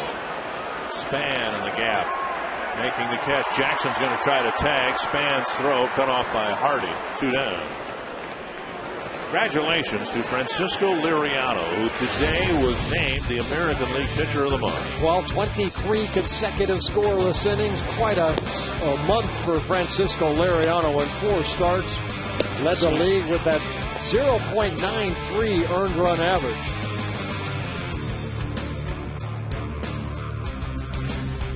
Well, a tremendous honor for Liriano with Ordonez hitting here.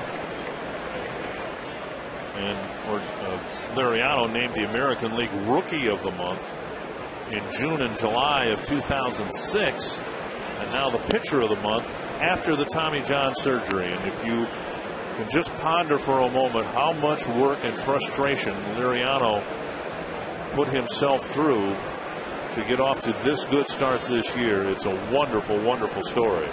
That's to the backstop. Jackson pays attention from his center field position about the caroms here and the short distance between home plate and the backstop.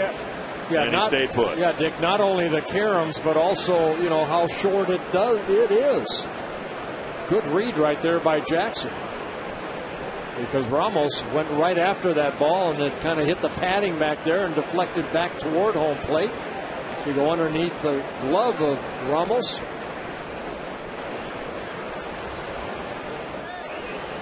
Two and 0. Bouncer left side. Junto has it on the run. He throws him out. Scott Baker's retired Ordonez 3 times in a row.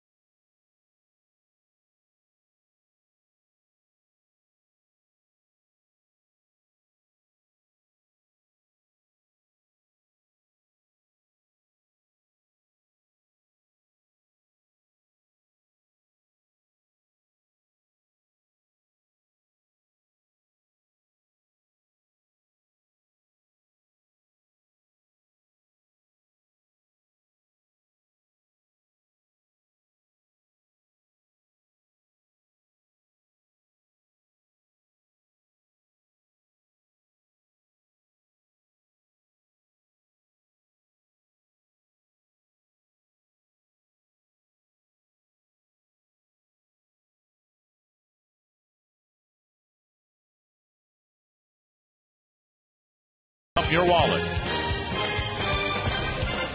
Well, Scott Baker getting through 7 innings with a quality start and a chance to pick up a win here tonight.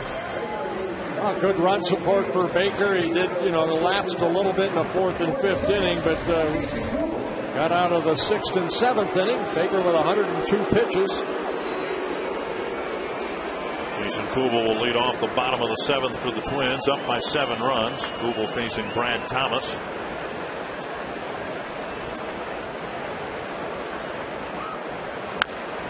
Bouncer up the line. And Kubel is retired, 1 away. A nice play right there by Thomas. He kind of did a little pirouette out there to kind of round the mound and get that ball and tag Kubel out. And that'll bring up J.J. Hardy. Don Kelly taking over for Cabrera at first base. And Adam Everett, the new shortstop for Jim Leyland. Former Twin, of course. Adam Everett. And Hardy takes a strike in the outside corner. A couple of hits for Hardy. A double to right in the 3rd, and then an RBI single in the 5th.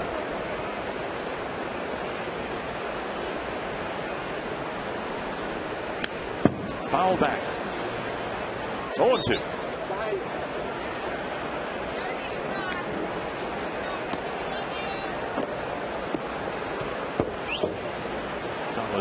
Hardy rather just missed hitting a home run in the 1st.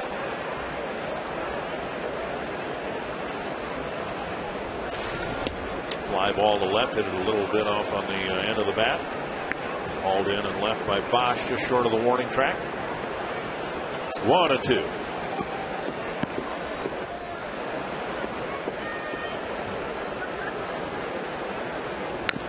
Foul at the plate.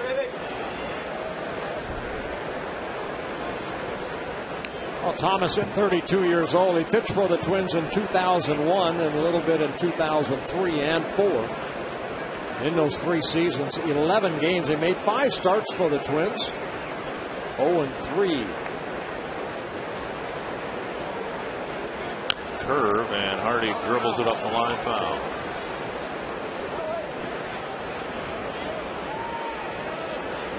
Remember when Luke Hughes was here and he got to face another Australian, and Frank Thomas and Luke Hughes. It was Thomas that won that battle. Alex Burnett warming up in the Twins pen. He might be asked to get the last 2 innings for the Twins.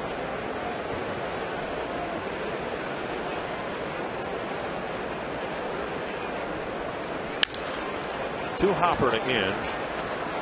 Low throw. Yeah, a nice scoop by Kelly. 2 down. And Ramos coming to the plate. Justin Morneau pretty impressed with his catcher's major league debut. Wilson, 4 hits in your first game, making it easier on yourself going down the road to set the bar pretty high. But, you know, it was fun to watch. We saw a lot of him in spring training and seeing what he can do and seeing how he is behind the plate. And you know, looked pretty good yesterday. So hopefully those guys will be able to fill in for a couple of days. We'll get Joe back and still be in first place. And the fans are loving what they've seen from Wilson Ramos. Unbelievable. His second straight double, his third hit of the ball game.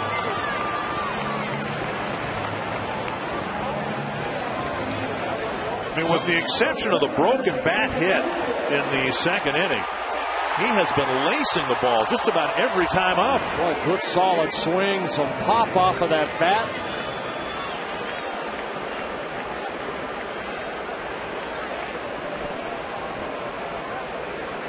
And now Punto. Down and in a ball. Yeah, Justin saying he set the bar pretty high, but 4 hits last night, and then tonight a couple doubles and his first major league RBI.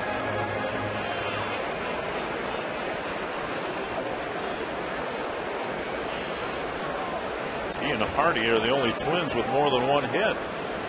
I beg your pardon, Morneau's got 2 singles too. Pitches up high, 2-0. Balance of this series, we have a night game tomorrow night and a day game on Wednesday. It'll be interesting to see whether the Twins are able to bring Ramos back for both of those games, or whether they give him tomorrow night off or Wednesday afternoon off. If it's one or the other, which one they choose. Chop to the right side. And it'll end the inning. Another hit for Wilson Ramos, his 7th. In 9 major league at bats.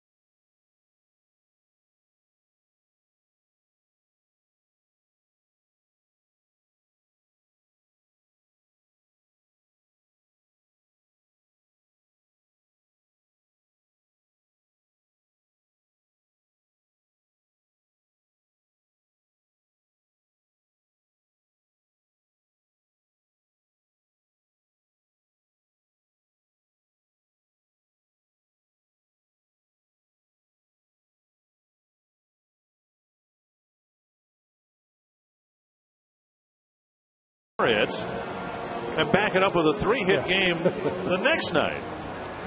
Well, making quite an impression. Wilson Ramos. There you go. Well, happy birthday to you. You are hereby circled.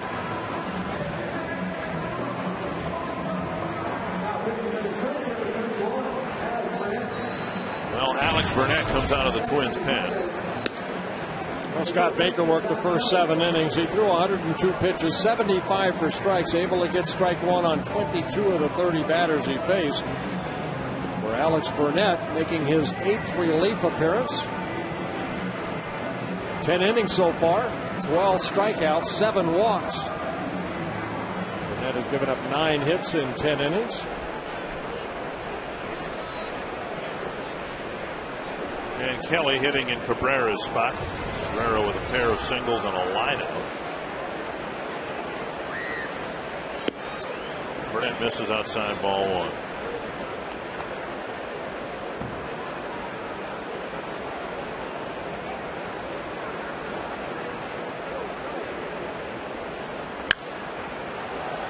Fouled away.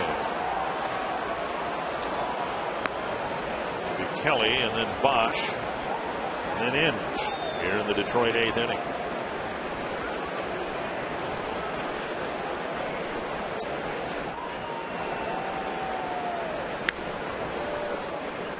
White Sox leading the Royals 5-0 in the bottom of the 8th inning. The most encouraging thing for the White Sox there, Jake Peavy made the start. Presumably he's pitched very well for the White Sox. The Royals unable to score a run so far. 1-2. And a called third strike. Well, Kelly can't believe it. A high breaking ball right there.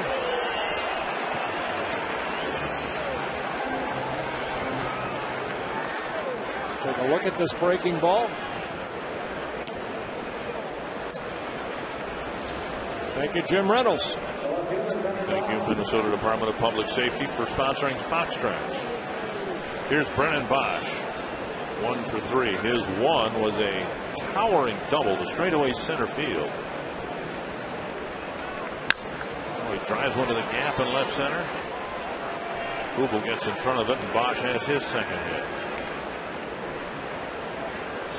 If Target Field isn't enough of a lure to come out to a Twins game, then how about a Target Field fishing lure? Into the ballpark early on Friday night, the Twins host Baltimore. And the first 5,000 fans 18 and older will get a raffle at Target Field fishing lure. For details about the event and to check availability for tickets, please call 800-33-TWINS. Opening day of fishing season a little bit later than normal. Usually it's the weekend of pitch up and into Brandon Inge. That almost hit him. That was about as close as the one in the game 163. That actually did hit him. Usually the fishing opener is on Mother's Day weekend, but Mother's Day weekend is this upcoming weekend, and the fishing opener isn't until the following weekend. Down low, 2-0. Well, Burnett worked on Saturday in that 8-3 win. The extra inning ball game. He struggled with his control a little bit in that game. Inning in a third, he walked 4, but 2 intentional. Punto fires it to second. Hudson to first. Double play. An around the horn double play. And Burnett faces just 3 men in the 8th.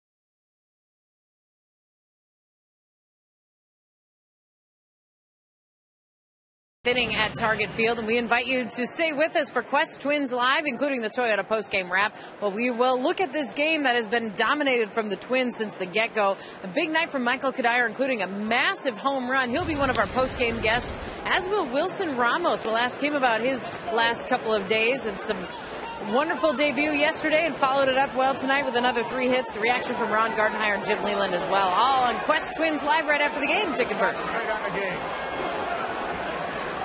Now, home plate umpire Jim Reynolds hearing it from the Tiger dugout about his strike zone. That one called ball 1. Spann the hitter. He's 1 for 4. Man, Spann hits it, I think, off the webbing of Thomas's glove, and then it hit the angled side of second base and kicked into center field. Right up the middle right here. Alexi Casilla will hit for Orlando Hudson. But Spann picking up his second hit of the ball game right there, and then deflecting into center field. Casilla hitting for Hudson. He drove in a run, went 1 for 4, scored a run. Down and in a ball. Tigers not holding Spann on. Ramos trying to pick up the game in the 5th inning and finish it off for the Tigers and give their bullpen a break. Bullpen got a break yesterday when Justin Verlander pitched into the 9th. 2-0. Well, I think Jeff Manship is still with the Twins because he's a guy, if the starter does exactly what Scherzer did here, you need somebody out in that bullpen that can go 3 or 4 innings. And Brad Thomas asked to do that here tonight. Nice pickup by Inge, and he starts a double play. Well, that said, the Twins need to accommodate the addition of Nick Blackburn to the active roster tomorrow, so they need to do something tomorrow. Blackburn's going to start for the Twins, and he'll be taken off the family emergency leave list. Nice play right there by Inge. I love the way that he charged that ball, got it on that short hop, and then completed the double play. Here's Morneau. He's reached 3 times again tonight.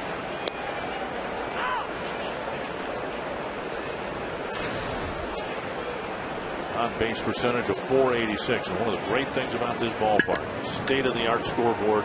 You can get statistics, the minutia, if you will, of how a player's season has gone. You can get at-bats, runs, hits, doubles, triples, home runs, RBIs, stolen bases, walks, strikeouts, average on-base percentage, slugging percentage, 7th inning or later, what he's done.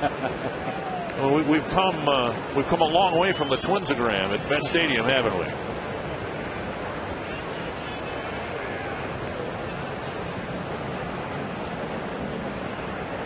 And, you know, all that money spent, and it's still a nothing game. That's right. It's amazing. 2-1 to Morneau. And 2-2.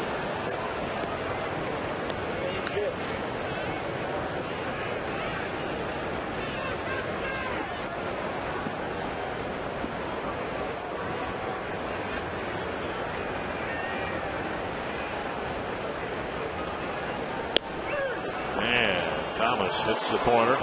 Morneau's done, and the Twins hope that they won't have any more at bats as they take a 7-run lead to the 9th.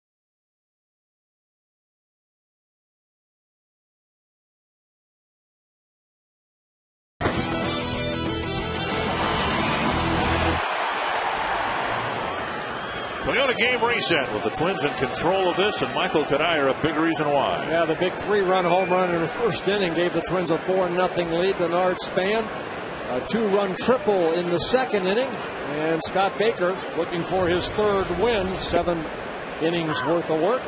Alex Burnett starting his second inning of relief. Alexi Casilla taking over for Hudson when he pinch hit for him at second base.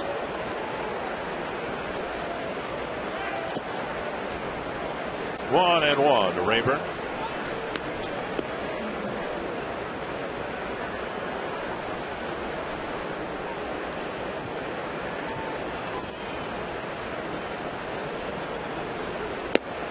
Two and one. Again, a night game tomorrow, day game Wednesday. Then the Orioles come to town for night games Thursday and Friday, day game Saturday and Sunday. An off day. And a night game, day game, 2-game series with the White Sox. Driven to right. And Kadire has it measured, one away. I can get a behind-the-scenes view of Target Field as public and private tours are now available. To find out ballpark tour dates and times, or to reserve a private tour for a larger group, just visit twinsbaseball.com or call 800-33-TWINS. One gone, Gerald Laird, the hitter.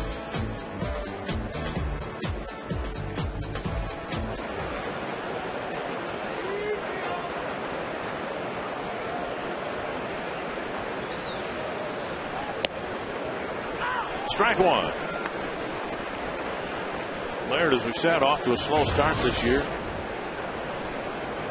His average down to 148. His on-base percentage, 246. A slugging percentage of 262.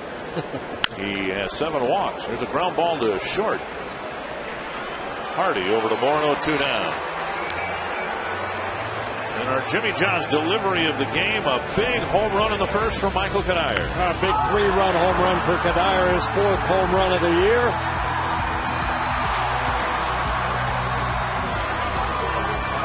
That gave the Twins a 4-0 lead.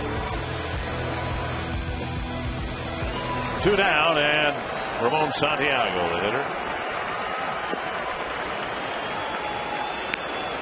Twins haven't had a year in a while where they pretty much led the division the whole way. Their approach in recent years has been to recover from slow starts and catch everybody at the end, the tortoise and hare routine.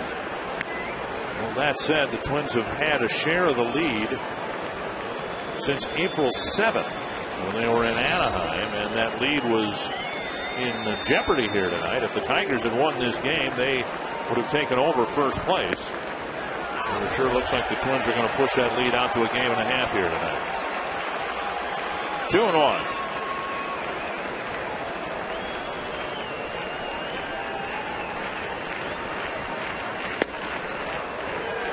Three and 1 to the number 9 hitter. Baker walked Santiago leading off the 5th, and the Tigers later scored a couple of runs.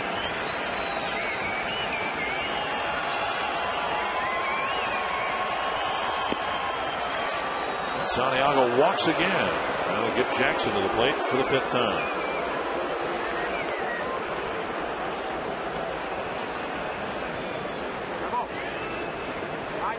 We'll have post-game show. Rick Anderson has to be happy with Scott Baker's night. Wilson Ramos with 7 hits and 9 at-bats.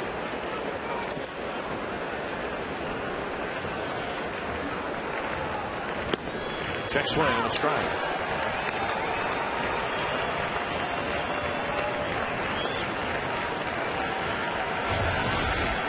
Jackson with hits his last 2 times up.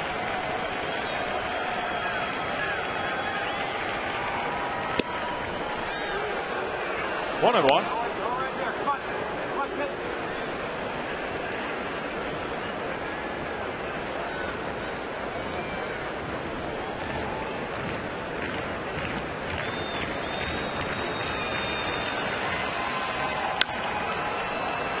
Kadire with a diving attempt that comes up short. Santiago rounding third. He's going to score. And Jackson, who has a double, a single earlier, now has a triple. And it's a 10-4 ball game. Well, he came into the ball game hitting .367. And Jackson kind of slicing that ball down in that right field area. Kadire, good effort. You see the inside-out swing just comes up maybe a glove short. Looked like maybe that ball ended up going underneath his glove. Kadire getting up quickly, but Jackson, it's his third triple of the year. Picking up his 9th RBI.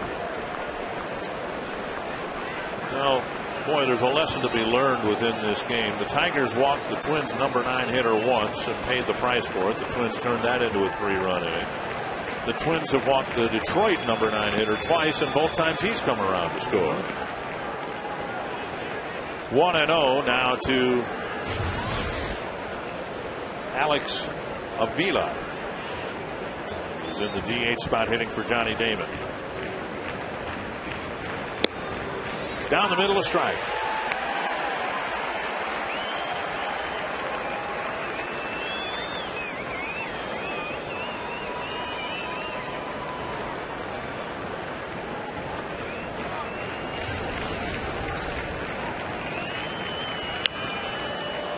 And now the Tigers down to their last strike.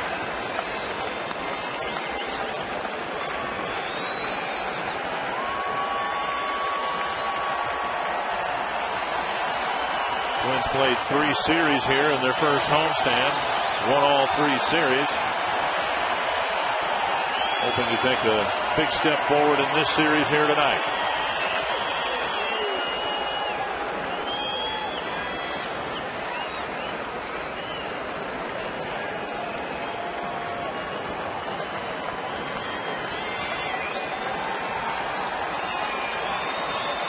Jackson with an RBI triple.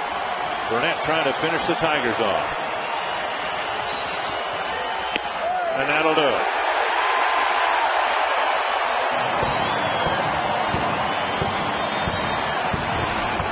Once before, the Twins scored 10 runs in a win here at Target Field. They beat the Royals 10-3, but Anthony, tonight the Tigers got a run that didn't mean anything in the ninth other than to make the final 10-4. And the result is the same as it has been for Detroit when they've come to Minneapolis to play in the Metro.